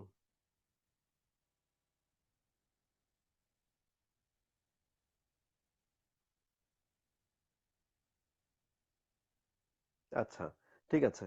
এটা তো আপনার প্রশ্ন, এখন আমি উত্তর দিচ্ছি, আপনি একটু মন দিয়ে শুনেন। হ্যাঁ।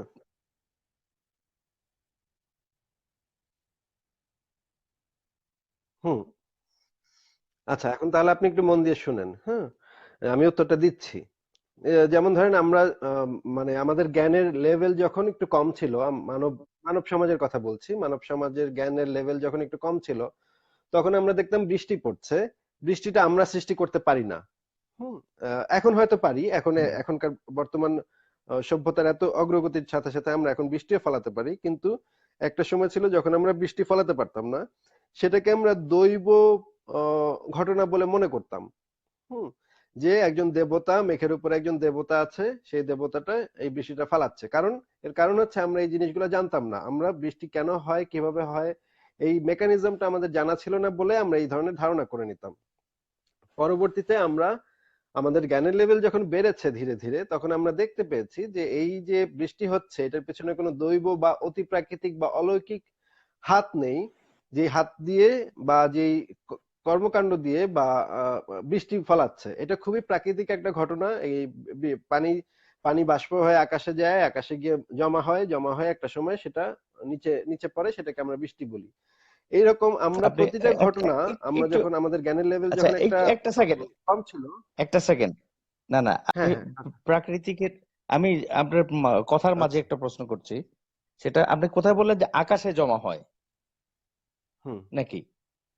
বৃষ্টিটা আকাশে জমা হয় তারপরে বর্ষণ হয়, এটা বললেন তো হুম নাকি?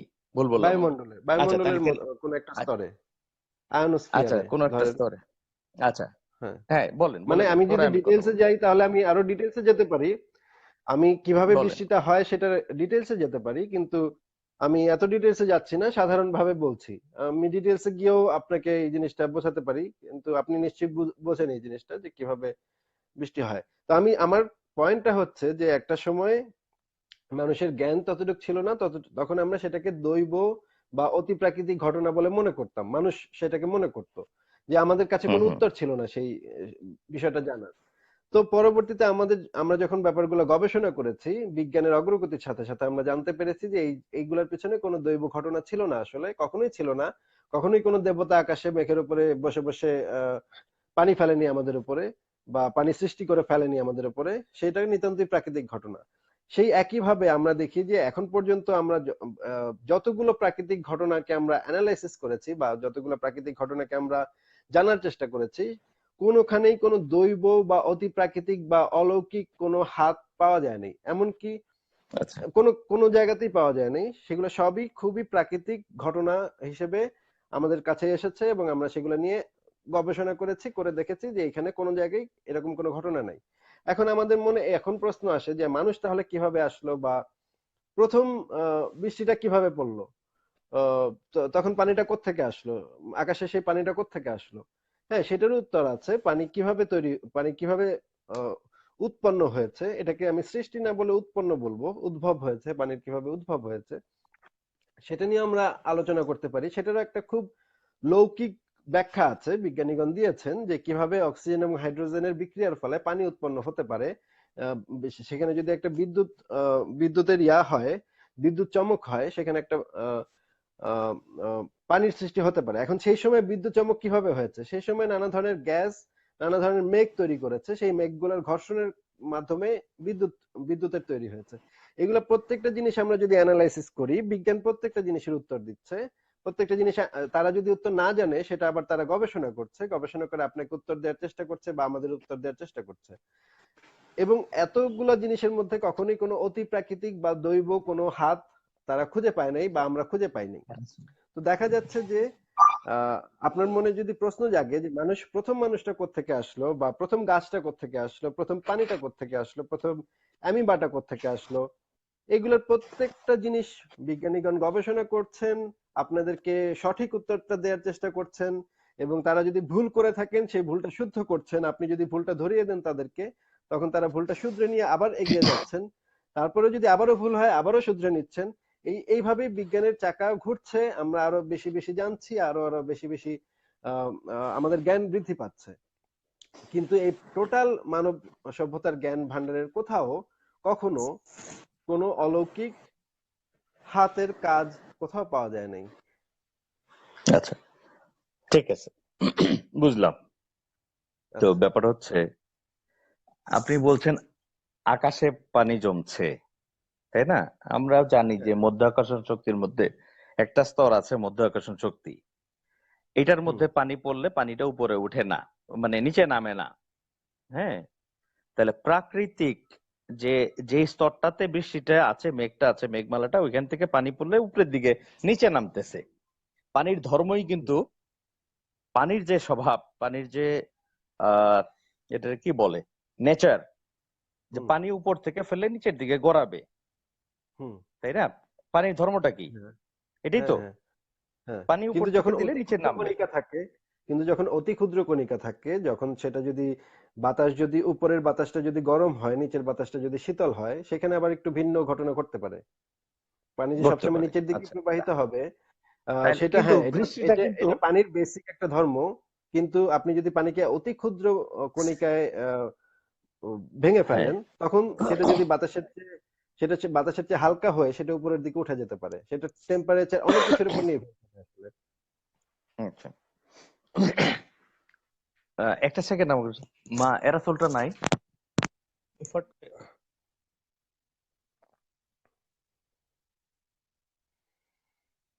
দিলা। হ্যালো। সরি সরি, আমি ইসের মধ্যে হাত পড়ে গিয়েছিল। না পেলে বাদ দাও, এরাসোল আচ্ছা না আচ্ছা পেলে বাদ দাও, মশা লাগছে আর কি। আমি অন্ধকারের আচ্ছা মধ্যে ড্রয়িং রুমে বসছি, মশা কামড়াচ্ছে। যাই হোক, আচ্ছা তো আচ্ছা। কথা হচ্ছে যে আমার, সরি আমি ইন্টারাপ্ট করতেছি। তো না না, কথা কোনো হচ্ছে, সমস্যা নেই, বলেন। কথা হচ্ছে যে প্রত্যেকটা, যেমন আপনার গায়ে যে শার্টটা আছে, এই হুম শার্টটা যদি আজকে মিসিং হয়ে যায়, আপনার হুম। সামনের থেকে চলে গেলে, এটা যদি কেউ অন্য কেউ ব্যবহার করে, হ্যাঁ, আপনি পড়তে দেখলে আপনি বলবেন না এই শার্টটা আমার, নাকি?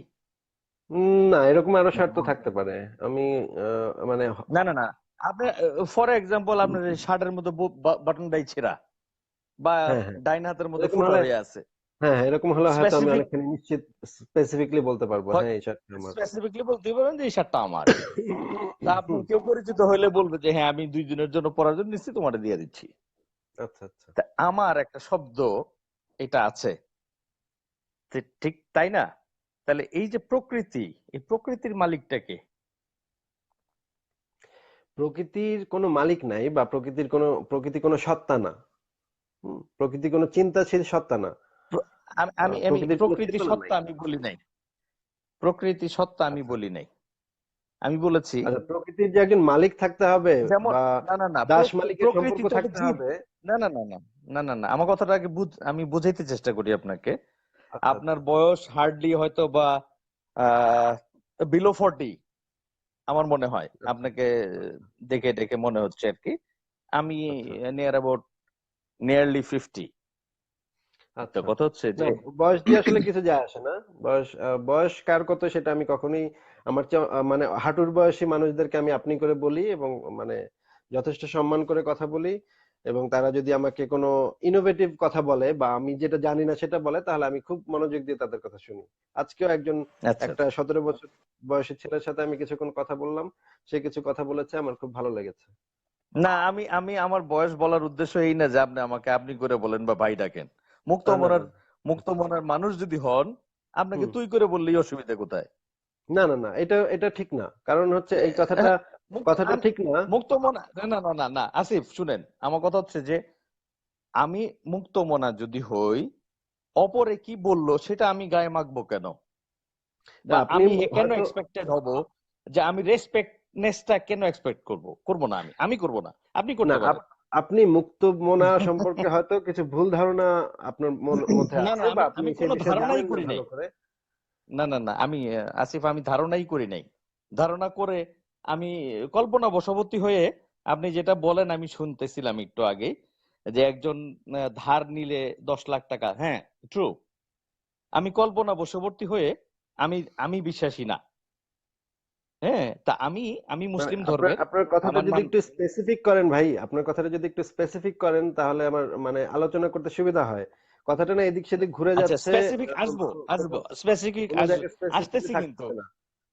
স্পেসিফিক আসতেছি কিন্তু, আপনি হ্যাঁ কিন্তু হ্যাঁ হ্যাঁ হ্যাঁ, দুইটা বলেন। প্রশ্ন করছি আপনার কাছে, না, আপনাকে যে আমি যথেষ্ট আপনার সময় যে, দিচ্ছি, কিন্তু আপনার কথা এদিক সেদিক চলে যাচ্ছে, যেগুলোর আসলে এই আলোচনায় সেগুলা কেমন কি হতে পারে, সেগুলোর কি হতে পারে সেটা আমি বুঝতে পারছি না। এই আলোচনায় এটা কিভাবে আচ্ছা, না প্রাসঙ্গিক না না না, সেটাও বুঝতে পারছি না। আহ, আমি আলোচনার, আমি কোনো ব্যক্তিগত আলোচনা করতেছি না তো, আমি আলোচনা করতেছি আপনাকে সাবজেক্টের থেকেই, আলোচনার হুম। মধ্যে এদিক সেদিক হয়েই যায়।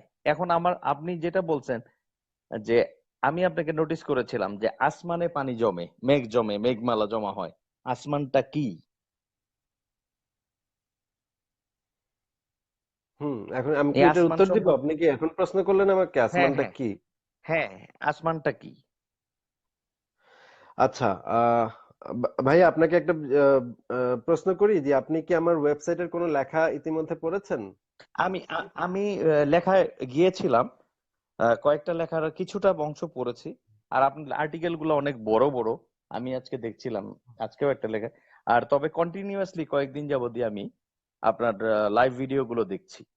আচ্ছা ভাইয়া, শোনেন একটা কথা এবং বলি, যে যেমন ধরেন মানে কিছু বেসিক প্রশ্ন আছে, যেমন ধরেন আকাশ কি, আকাশ কি এটার উত্তর আমি দিব একটু পরে। আহ, কিন্তু আপনাকে আগে বলে রাখছি, যেমন ধরেন মানুষ কি, বা পৃথিবী কাকে বলে, বা সময় কাকে বলে, বা আলো কাকে বলে, না এই না না না জিনিসগুলা খুব। আমি না, আমি না, আমি আপনাকে আমি বোধহয় একটু কমেন্টে একটু বলছি ভাইয়া, একটু একটু আমাকে একটু বলতে দেন ভাইয়া, আমাকে একটু বলতে দেন। আপনি মাঝখানে কথা বললে তো আমার ইন্টারাপ্ট হয়, আমি তো কথাটা খেয়ে হারিয়ে ফেলি। এই বেসিক জিনিসগুলা সম্পর্কে যদি আপনি একটু পড়ে তারপর আমার সাথে আলোচনা করেন, তাহলে আমার জন্য সেটা সুবিধা হয়, আপনার জন্য সুবিধা হয়। এখন সময় আচ্ছা। কি সেটার উত্তর আমি আপনাকে অবশ্যই দিব। যদি আমাকে জিজ্ঞেস করেন সময় কাকে বলে, আমি সেটার না উত্তর না আমি অবশ্যই আসমান আপনাকে দিব। সম্পর্কে বা আকাশ আমি কি, আসমান আসমান সম্পর্কে কি, সেটা যদি আপনি প্রশ্ন করেন, আমি সেটার উত্তর দিব যতটুকু আমি জানি, যতটুকু আমার আমার ইয়া আছে, সেটুকু সেই অনুযায়ী না আমি উত্তর আমি দিব। কিন্তু শুনেন আসিফ, কিন্তু আমি আমি আমি আপনাকে লিখেছিলাম, উত্তরটা দেওয়ার, হ্যাঁ, আচ্ছা আমি আচ্ছা, ঠিক কিন্তু আছে, 3টা বলেন। টপিক লিখেছিলাম, আপনি খেয়াল করেছেন কিনা। আমি 3টা সম্পর্কে জানতে চাচ্ছি। একটা হচ্ছে ইসলাম সম্পর্কে, একটা শব্দ হয়েছে ধর্ম, একটা হয়েছে আল্লাহ। আচ্ছা এই 3টা সম্পর্কে, যেহেতু আপনাদের আহ, আপনারা ধর্ম নিয়েই কথা বলেন, আমি ধর্ম শব্দটার বিশদ ব্যাখ্যা অর্থ সহ জানতে চাই। এবং ইসলাম এবং সরি মুসলমান, আপনারা হুম মুসলমানকে বা মুসলমানকে দেখছি যে খুব উগ্রবাদী মনে করেন। আমি তো তাদেরকে মুসলমানই মনে করি না। যারা উগ্রবাদী বা আচ্ছা সহনশীল নয়, তাদেরকে, মানুষ হইলে সহনশীল হইতে হবে। মানুষ হইলে তাহলে সবার আহ, আপনি যদি আমাকে যেভাবেই সম্বোধন করেন না কেন, আমাকে সেটা মেনে নিতে হবে। আমি ধরেই নিব আপনার বলার বচন ভঙ্গিটাই তেমন। ফর এক্সাম্পল, আমি আপনাকে দিয়ে বলার উদ্দেশ্য হচ্ছে, আমাকে যদি কেউ তুই করে বলে রেসপেক্ট দিল না, আমি হাম্বল হব না রেসপেক্ট পাওয়ার জন্য, বা ওই রেসপেক্ট পাওয়ার জন্য আমি তাকে মন্দ চারি করে বলবো না। কারণ যেহেতু আমি নিজেকে বলছি মুক্তমনা, ঠিক আছে না? তো আপনি আপনি আকাশ সম্পর্কে বলতে না চান, আপনার যদি লেখা থাকে সেটা আমি দেখে নিব, কোনো অসুবিধা নাই। হুম তো আর আপনি ইসলাম শব্দটা সম্পর্কে বলেন, তারপরে ধর্ম বলবেন কাকে বলে? ধর্ম সম্পর্কে। আচ্ছা, আমি এখন উত্তর দিচ্ছি, ধর্ম উত্তর কাকে দিচ্ছি বলে আমি না, নো এখন। নো নো নো, না না, ধর্ম কাকে বলে না, আগে শব্দের অর্থটা করবেন, তারপরে ব্যাখ্যা করবেন। ভাইয়া, আমার ওয়েবসাইটে এই ধর্ম শব্দের অর্থ কি, প্রাতিষ্ঠানিক ধর্ম শব্দের অর্থ কি, প্রাতিষ্ঠানিক ধর্ম কাকে না, বলে, উদাহরণ সহ আমি কিন্তু আমি কিন্তু সবকিছু প্রাতিষ্ঠানিক বিস্তারিত। বলি নাই আমি। না না ভাই আসিফ, আপনাকে আমি আপনি যদি বলছি, ভাই আপনাকে আমি বলছি, একটু শোনেন, আপনি একটু ধৈর্য ধরে শোনেন, যে ধর্ম কাকে বলে, প্রাতিষ্ঠানিক ধর্ম কাকে বলে। এই যে এই দুইটা কথার মাঝখানে আমি একটা স্পেস দিয়েছি না, কিছুক্ষণ চুপ করে থেকেছি না, এই যে দেখেন, আবার বলছি, ধর্ম কাকে বলে, প্রাতিষ্ঠানিক ধর্ম কাকে বলে, এই দুইটা শব্দ বলার মাঝখানে আমি একটা স্পেস দিয়েছি। তার মানে হচ্ছে ধর্ম কাকে বলে সেই বিষয়টাও আছে, ধর্ম শব্দের অর্থ সেটাও আছে, প্রাতিষ্ঠানিক ধর্ম কাকে বলে সেটাও আছে, প্রাতিষ্ঠানিক ধর্মর মানে কি সেটাও আছে। হুম। আপনি ইসলাম কাকে বলে, ধর্ম হ্যাঁ, আপনি ইসলাম কাকে বলে, আপনি মুসলমান কাকে বলে। আপনি যদি শিশু বাচ্চার মতো যদি ট্রিট করেন, বা ওই নাবুজ মোল্লাদের মতো যদি ট্রিট করেন, তাহলে তো হবে না। আমার শব্দটা স্পেসিফিকলি আপনি বুঝতে হবে, যে ধর্ম শব্দটার অর্থ জানতে চেয়েছি। প্রাতিষ্ঠানিক শিক্ষা ধর্ম, আমি সেটা জানতে চাই নাই। আমি জানতে আচ্ছা চেয়েছি ধর্ম শব্দটার অর্থ, ইসলাম শব্দটার অর্থ, মুসলমান শব্দটার অর্থ, আচ্ছা, এবং ধর্ম এই শব্দের 3টা অর্থ হচ্ছে শব্দের, ধারণ করা। ধর্ম শব্দের অর্থ হচ্ছে ধারণ ধর্ম করা। শব্দের এখন অর্থটা, যদি, আপনি ধর্ম শব্দের অর্থ কি সেটা গুগলে গিয়ে একটু সার্চ করেন, তাহলে নিজেই খুঁজে বের করতে আমি পারবেন। তো সার্চ এই আমি যে প্রশ্নটা সার্চ স্পেসিফিকলি আমাকে, আমি জানি না। আমাকেই কেন আপনার করতে হবে? আপনি না না যদি না না না না জেনে থাকেন আমি ধর্ম আমি শব্দটার অর্থ। না না না না আসিফ, আপনি ভুল বুঝতেছেন। আমি আমি জানি একটা, আমি আপনারটার সাথে মিলাতে চাচ্ছি মাত্র। আমি তো চাচ্ছি আমি আপনার সাথে মিলে যাই। আচ্ছা, আপনি আমাকে বিরোধী মনে করতেছেন কেন? না দেখেন, আপনার আমি চেহারা তো আমার আমি একে হচ্ছে আপনার চেহারাটা আমি দেখতে পাচ্ছি না, সেই কারণে আমার আমার দাড়ি একটা নাই আপনার, মানে, আপনার মানে চেয়ে ক্লিন শেভ আপনি আমি। আমাকে দেখতে পাচ্ছেন, কিন্তু আমি আপনাকে দেখতে পাচ্ছি না। এটা একটা অস্বস্তি, এটা একটা আপনি খানিকটা বিদেশে গিয়ে অস্বস্তি। বসে আছেন তো, আপনি তো বিদেশে থাকেন ভাই। আমি আমার না, বাসার আমি যেই সামনের দেশেই থেকে থাকি, বেরোইলে, না না, আমি না না না, যেই দেশেই থাকি, আমি ফেসবুকে লিখি, সেখানে আমার সেটা আমি আমার আমেরিকা বসে লিখি নাকি আমার মঙ্গল গ্রহে বসে লিখি, আমার সেটা কথা দিয়ে কিচ্ছু মিল আমার করে না। কথাটা বুঝে আমার কথাটা বুঝেন। আপনি বলতেছেন আমি ছবি দেখতেছি না, এই জন্য বললাম। আপনি বিদেশে, আমি এখানে। আমি যদি এখানে থেকে আজকে একটা ছবি পাওয়া যায়, তাহলে আমার অবস্থা খুবই খারাপ হয়ে যাবে। ওইখানে আপনি মানে আচ্ছা, আমার এই নামটাও আপনি গুগলে সার্চ দিয়ে দেখলে দেখবেন যে হুম, গুগলের কথা বলতেছেন। আমি গুগলে দিলে আপনিও বুঝতে পারবেন যে আমার লেখাগুলা সবই পাবলিক করা, আমার প্রত্যেকটা আচ্ছা, পোস্টই আচ্ছা, পাবলিক করা। হ্যাঁ, তো কথা আচ্ছা, হচ্ছে যে আচ্ছা। আমাকে ক্ষতির কারণ বানায়েন না, এই হইলো কথা আর কি। না না না এই না জন্যই না, আমি ছবি দিচ্ছি না। আমি আপনাকে হ্যাঁ। কিন্তু একবারও বলি নাই যে আপনার চেহারা আমাকে দেখাতে হবে, সেটা কিন্তু আমি একবারও বলি না নাই। না না না কিন্তু না এটা না, একটা আপনি বলেন নাই, আপনি বলেন। আচ্ছা, আমি এখন বলছি আমি যে আপনাকে আমাকে যেটা বলছি, ভাইয়া একটু শোনেন আমার কথা, আমার কথা একটু শোনেন। যে ধর্ম কাকে বলে, ইসলাম কাকে বলে, এই জিনিসগুলো আমি আমার ওয়েবসাইটে অলরেডি লিখে রেখেছি, যে এগুলা হ্যাঁ, শব্দের অর্থ কাকে কি। বলে, আমার প্রশ্নটার সাথে আপনার কথাটা মিলছে না তো। আমি কাকে বলে জানতে চাই নাই তো। আচ্ছা, দেখেন, আমি তো কাকে বলে আমি কি জানতে চাই মনে না। করি, দেখেন আমি কি মনে করি, আমার ওপিনিয়ন কি, একটা শব্দের অর্থ, যেটা অর্থ, সেই বিষয়ে আমার কোনো অপিনিয়ন নাই। সেটার অর্থ আচ্ছা। যা, সেটার অর্থ যা ডিকশনারিতে যা লেখা আছে, বা মানে হুম হুম অভিধানে যা লেখা আছে, আমিও হুম সেটাই হুম। মিন করি। আমি আমি আপনাকে এই বিষয়ে ওপিনিয়ন আমার জানাই সম্পর্কে না। একটু বলি। আচ্ছা, আমার সম্পর্কে একটু এরকম, আমি বলি, আপনি যেটা আচ্ছা আচ্ছা জানতে আচ্ছা চাচ্ছেন। আচ্ছা আমি ধর্ম ব্যবসায়ীদের পুরোপুরি বিপক্ষে। আচ্ছা ঠিক আছে? আচ্ছা আচ্ছা, খুবই যারা ভালো কথা। ধর্ম ব্যবসা ধর্ম ব্যবসা করে অর্থ উপার্জন করে নেয়, হুম আমি তাদের বিপক্ষে লেখালেখি করি। নাম্বার হুম ওয়ান, এইটা আচ্ছা, হইতে পারে কাঠমোল্লার দল, ওয়াজকারীরা এবং পীর ব্যবসায়ী যারা করে। হুম তবে জেনে রাখেন, আমি সুফিজমের একজন, সেই গোত্রীয়, সেই সমমনা। আচ্ছা তবে তাদের তাদের আচ্ছা আচ্ছা থেকেও, তাদের সেই দলের থেকেও আমি তাদেরই শত্রু। বুঝতে পারছেন? আচ্ছা, কারণ হ্যাঁ আচ্ছা, আ- আমি আমি কোন রাজনৈতিক সংগঠনের বিরোধিতাও করি না। তবে আমার আমি আল্লাহ রসুলের পক্ষের লোক।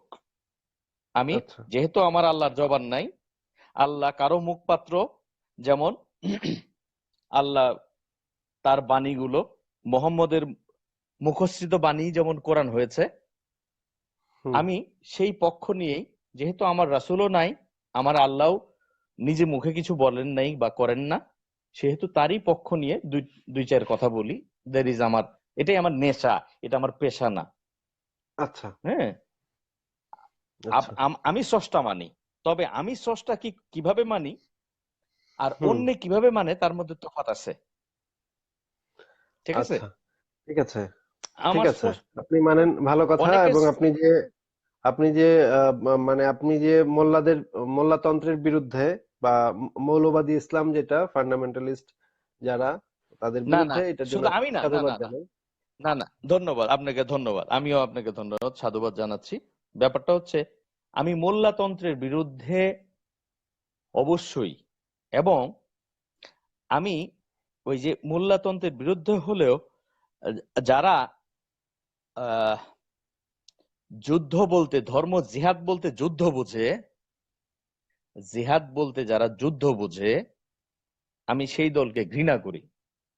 কারণ আচ্ছা, আমার আমার আমার আমার স্রষ্টা, আমার প্রফেট, আমি আমারই প্রফেট।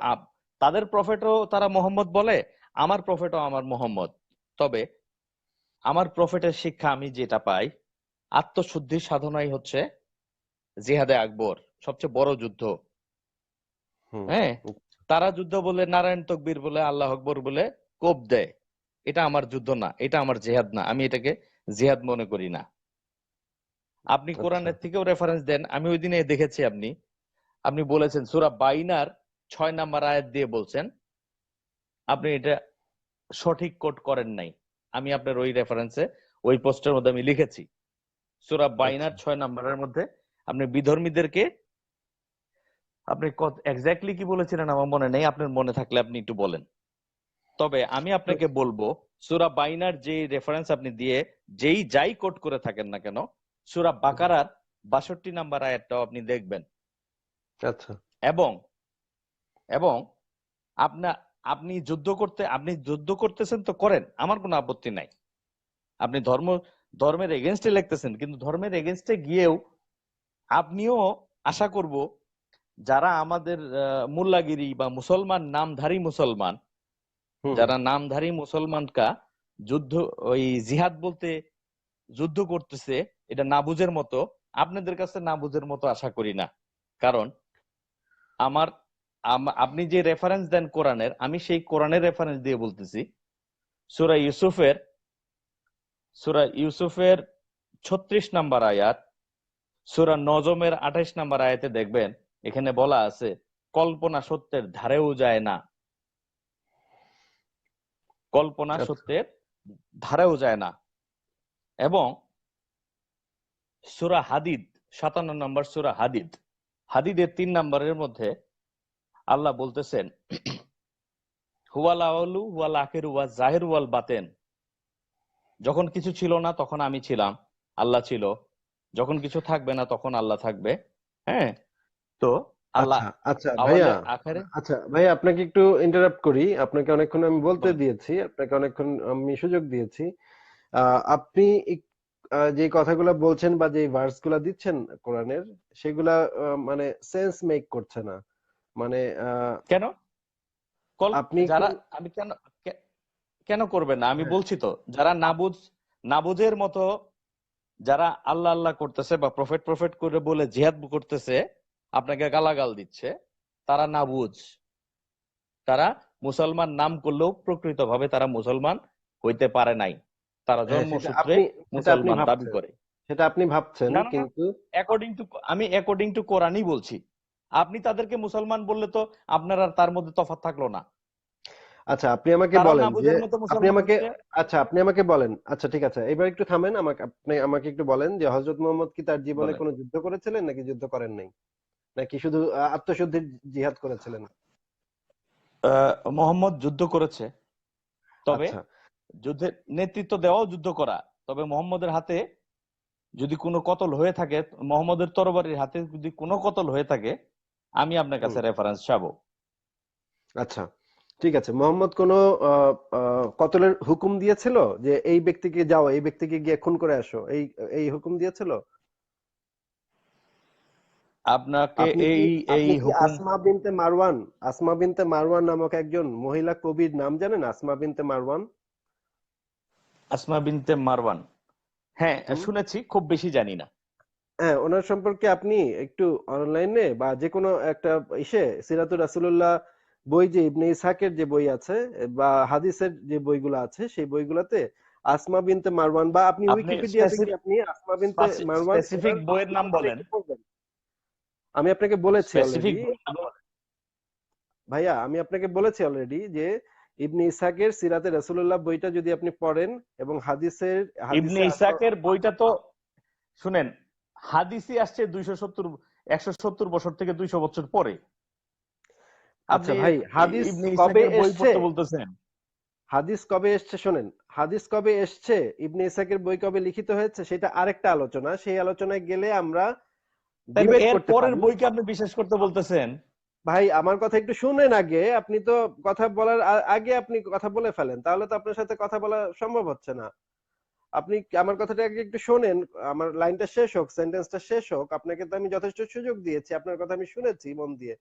তারপরে আপনি যদি না না, আমার সুযোগ, কথাটা শেষ করতে না দেন, তাহলে আপনি আমি আমি আপনি আপনি যদি সুযোগ আমার কথা দেওয়া এটা শুনতেই না কেমন চান কথা কিছু, হইলো? আপনি না আপনি সুযোগ যদি আমার দিতেছেন, কথা আপনি শুনতে কি না খুব, চান, আপনি যদি শুধু বলতে চান, তাহলে তো হবে না ভাই। আমার কথাটা একটু শেষ করে, সেন্টেন্সটা শেষ করতে দিতে হবে, ঠিক আছে? আপনার এই সাথে আমি একদিন, আচ্ছা বলেন। আপনার সাথে আমি একদিন বসবো যে হাদিসের কোনটা কতটুকু সত্যি, কতটুকু মিথ্যা, কতটুকু শুদ্ধ, কতটুকু ভুল, সেটা নিয়ে আরেকটা হুম ডিবেট হতে পারে। কিন্তু আচ্ছা আমরা আচ্ছা ইসলামে মোহাম্মদের না জীবন সম্পর্কে আপনার যতটুকু আপনার ইনফরমেশন আমাদের না কাছে না আছে। আসিফ, হ্যাঁ হ্যাঁ ভাই আপনি বলেন। আমাকে কথা বলতে দিচ্ছেন না ভাই, আপনি না আমাকে না না কথা বলতে একটা জিনিস দিচ্ছেন না। আপনার কাছে, আমি আপনার সাথে কথা বলতে আপনি যেমন রেগে যাচ্ছেন, অধৈর্য হয়ে যাচ্ছেন, আমারও খারাপ লাগছে। আপনি না না বলছেন, আমি আপনি আপনাকে বলেন আপনি আমি আমি সুযোগ আপনি যখন দিচ্ছি। নো, বলছিলেন আপনি যখন বলছিলেন তখন আমি চুপ করে শুনেছি আপনার কথা। আপনি আচ্ছা খেয়াল করেছেন কিনা জানি না, আমি চুপ করে শুনেছি এবং একটা কথা বলি নাই। কিন্তু আমি যখনই একটা সেন্টেন্স বলতে যাই তখনই আপনি আমাকে থামিয়ে দেন। থামিয়ে দিয়ে আপনি আচ্ছা আপনি বলেন বলেন শুরু বলেন করেন। বলেন তাহলে বলেন তো ভাই আপনার সাথে আলোচনাটা হচ্ছে না তাহলে। এইভাবে তো আলোচনা বলেন। হয় না। আমি বিভিন্ন জায়গায় ডিবেট করেছি, সেখানে আমি দেখেছি যে একজনকে বলতে দিতে হয়, তারপর আবার আরেকজন বলে। আপনাকে আমি বলতে দিচ্ছি কিন্তু আপনি আমাকে বলতে দিচ্ছেন না। তাহলে তো আলোচনাটা একপাক্ষিক হয়ে যাচ্ছে। একটা ব্যালেন্স থাকতে হয় আলোচনার ভেতরে। আমি আপনাকে যেটা বলতে চাচ্ছি সেটা হচ্ছে হযরত মুহাম্মদের জীবন আমরা যে সূত্র থেকে জানি, সেই সূত্রের উপরেই তো আমরা আলোচনা করব। সেই সূত্রগুলো নিয়েই তো আমরা আলোচনা করব। সেই সূত্রগুলো কতটুকু ভ্যালিড, কতটুকু ইনভ্যালিড সেটাও আমরা আলোচনা করব। কিন্তু সেটা সে আরেকটা বিষয়। কিন্তু এখন হযরত মুহাম্মদের জীবন সম্পর্কে যতটুকু যে সোর্স থেকে আমরা জানি, সেই সোর্সের উপর ভিত্তি করেই তো আমাদের আলোচনাগুলো আগাবে। এখন যদি আপনি বলেন যে হযরত মুহাম্মদ একটা ইহুদি বুড়িকে, এই যে একটা ইহুদি বুড়ির গল্প আছে যে ইহুদি বুড়ি প্রতিদিন কাঁটা বিছিয়ে রাখতো, প্রতিদিন কাঁটা বিছিয়ে রাখতো, সে রাস্তা দিয়ে যেত, একদিন দেখলো যে কাঁটা বিছানো নাই। মুহাম্মদের পিঠের উপরে নারী ভুঁড়ি উটে নারী ভুঁড়িও চাপায় দিত। তখন দেখা গেল যে আহ, একদিন দেখা গেল কাঁটা নাই, রাস্তায় কাঁটা নাই। তখন হযরত মুহাম্মদ গেল সেই ইহুদি বুড়ির বাসায়। ইহুদি বুড়ির বাসায় গিয়ে দেখলো ইহুদি বুড়ি অসুস্থ এবং ইহুদি বুড়িকে খুব সেবা যত্ন করে সারায় তুললো।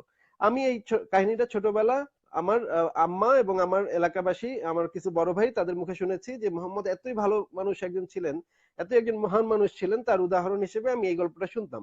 বড় হয়ে আমি হাদিস এবং কোরআন তন্ন তন্ন করেছি এই গল্পটা কোথায় আছে, কিন্তু এই গল্পটা আমি কোথাও পাই নাই। এই গল্পটা আমি কোনো জায়গায় পাই নাই, কোনো রেফারেন্স নাই এই গল্পটার, কোনো এমনকি সৌদি আরবের লোকেরা জানে পর্যন্ত নাই এই গল্পটা।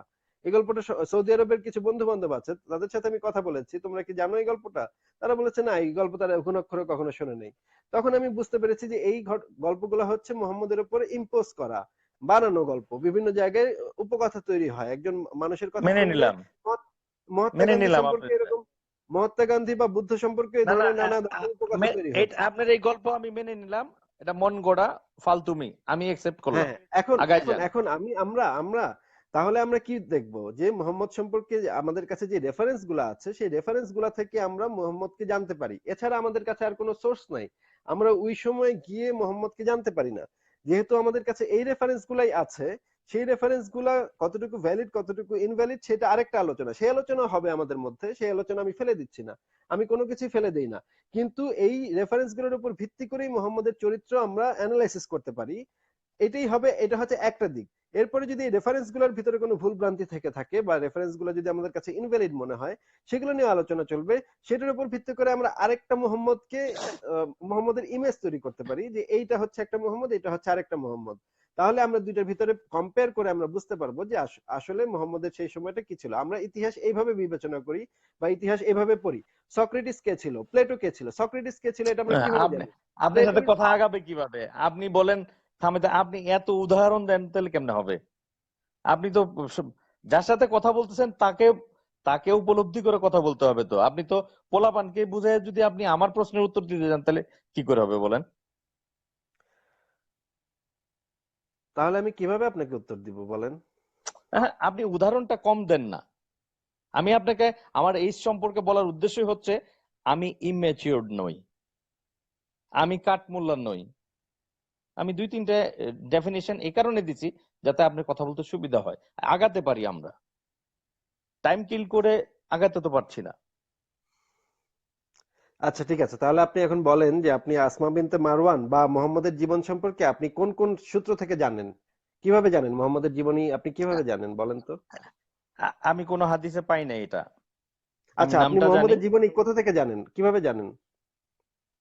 মোহাম্মদের জীবনী আপনার সিয়াসিত্তার হাদিস, আপনার মুখেই নাম শোনা। সিয়াসিত্তার আচ্ছা হাদিস আমার সিয়াসিত্তা থেকে সংগ্রহেও জানেন, আছে। আর সিয়াসিত্তার না না হাদিস, না, সিয়াসিত্তার হাদিস। সিয়াসিত্তা সিয়াসিত্তার পরে মুয়াত্তা মালিক আছে, তারপরে আচ্ছা, আপনার বুরাইদা আছে, এগুলো যে বিদায়ন নিহা আছে, আসাবে এগুলো রাসূল যে আছে, মুয়াত্তা আচ্ছা, মালিক এগুলো যে আছে। এগুলো কোনটা হ্যাঁ কতটুকু ভ্যালিড, কোনটা কতটুকু ভ্যালিড আমাকে হ্যাঁ, একটু বলেন তো। এখ- এখন আমার কাছে ভ্যালিডের মাপকাঠি হচ্ছে, আমার কাছে যেই জিনিসটা কোরআনের সাথে সাংঘর্ষিক মনে হয়, ওইটা আমার কাছে ভ্যালিড না। আচ্ছা, এখন আমাকে ইট মে বলেন বি কোরআন কবে ইট লিখিত কামস টু, হয়েছিল? কোরআন কবে গ্রন্থাকারে লিখিত হয়েছিল সেটা বলেন আমাকে।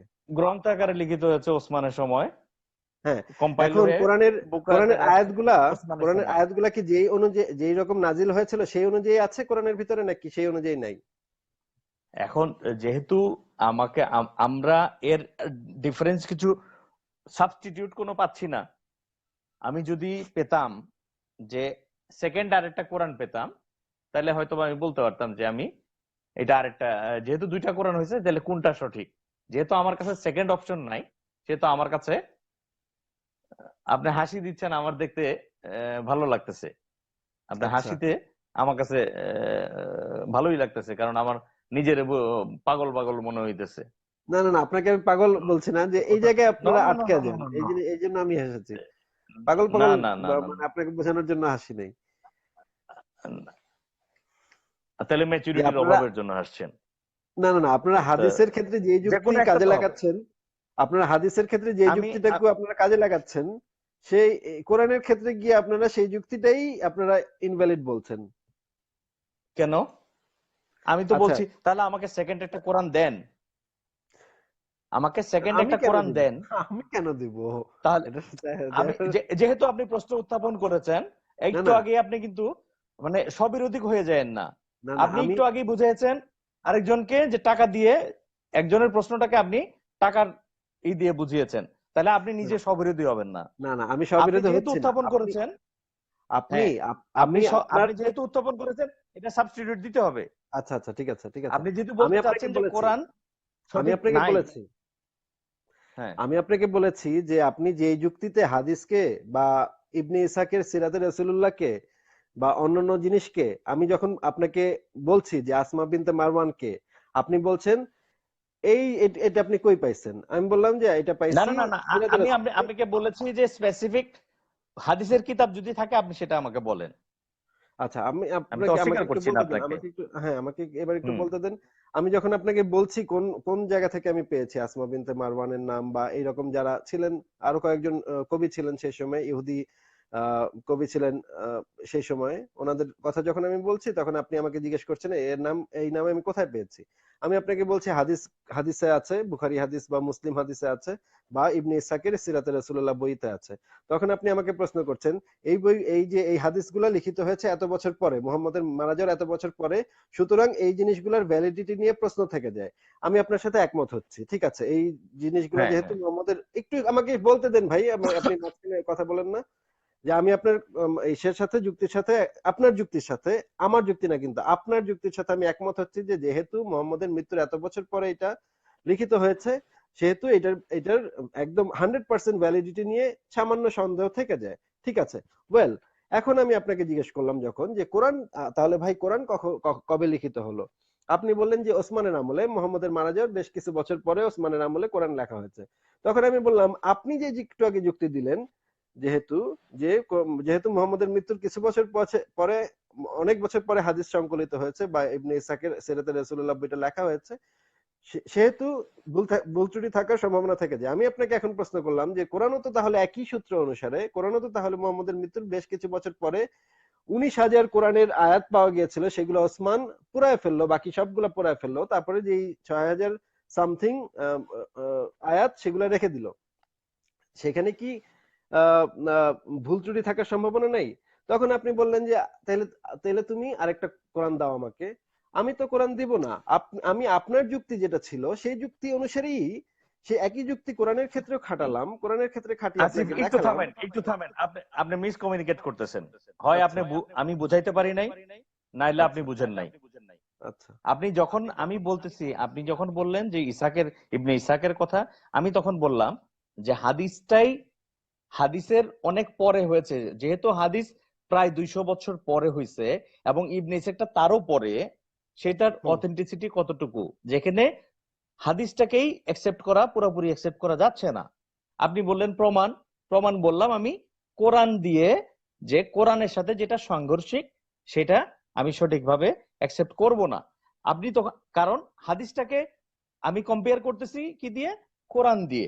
আপনি বলতেছেন কোরআনে যদি ভুল থাকে, তাহলে আমাকে কম্পেয়ার করার একটা আপনি দিবেন, আচ্ছা, আপনাকে দিতে হবে। কারণ প্রশ্নটা আপনি বলছেন আপনার যুক্তিতে, আপনি একটু আগে একজনকে বুঝিয়েছেন যে যে উত্থাপন করে তাকেই প্রমাণ জাহির করতে হয়।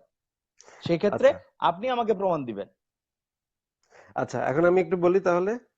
হ্যাঁ বলেন। আপনি যে কোরআনকে বেস ধরে আসলে প্রস্তাব তৈরি করেছেন, সেই জিনিসটা আমি বুঝতে পারিনি আপনার কথা। যে আপনি কোরআনকে বেস ধরে হাদিসকে নির্ধারণ মানে হাদিসের সত্যতা, সত্য কি মিথ্যা সেটা নির্ধারণ করছেন। আমি ভেবেছি যে আপনি সেটা মিন করেছেন যে যেহেতু মোহাম্মদের কিছু বছর পরে, 200 বছর পরে, আমি আপনার কথার ফোকাস পয়েন্ট ধরেছি সেইটা যে মোহাম্মদের 200 বছর পরে না, হাদিস লিখিত হয়েছে, সেই অনুসারে আমি আপনাকে এই কথাটা বলেছি। আপনি যদি সেই কথাটা না বলে এটা বলে থাকেন যে আপনি কোরআনকে বেস আমি ধরে যে হাদিস বলেছি আবার রিপিট বিচার করেছি। করেছেন, আচ্ছা, তাহলে আমি আমি আপনার কথাটা বুঝতে পারিনি। আমি এখন বুঝতে পারছি যে আচ্ছা। আপনি আসলে মিন করেছেন যে আপনি সময়টাকে, টাইম রেঞ্জটাকে আপনি মুখ্য ধরেন নাই, আপনি মুখ্য ধরেছেন কোরআনটাকে, যেটা কোরআনের সাথে হুম। সাংঘর্ষিক, কোরআনের সাথে ইয়া করে, সেটাকে আপনি ধরেছেন। আচ্ছা, ঠিক আছে। এখন তাহলে তাহলে আমাদের আলোচনাটা শুধুমাত্র কোরআনের ভিতরে সীমাবদ্ধ থাকবে, তাই তো আপনি বলতে চাচ্ছেন? করেন, কোরআন হাদিসও রাখতে পারেন, মানে আপত্তি নাই। হাদিস আমরা তবে রাখতে পারবো না, না না কিন্তু না হাদিস তো অনেক না না না না, মানে। আমি আচ্ছা, আমি বলছি তো, যেই হাদিসটা কোরআনের সাথে সাংঘর্ষিক সেটা আমার কাছে সহিহ হাদিস নয়।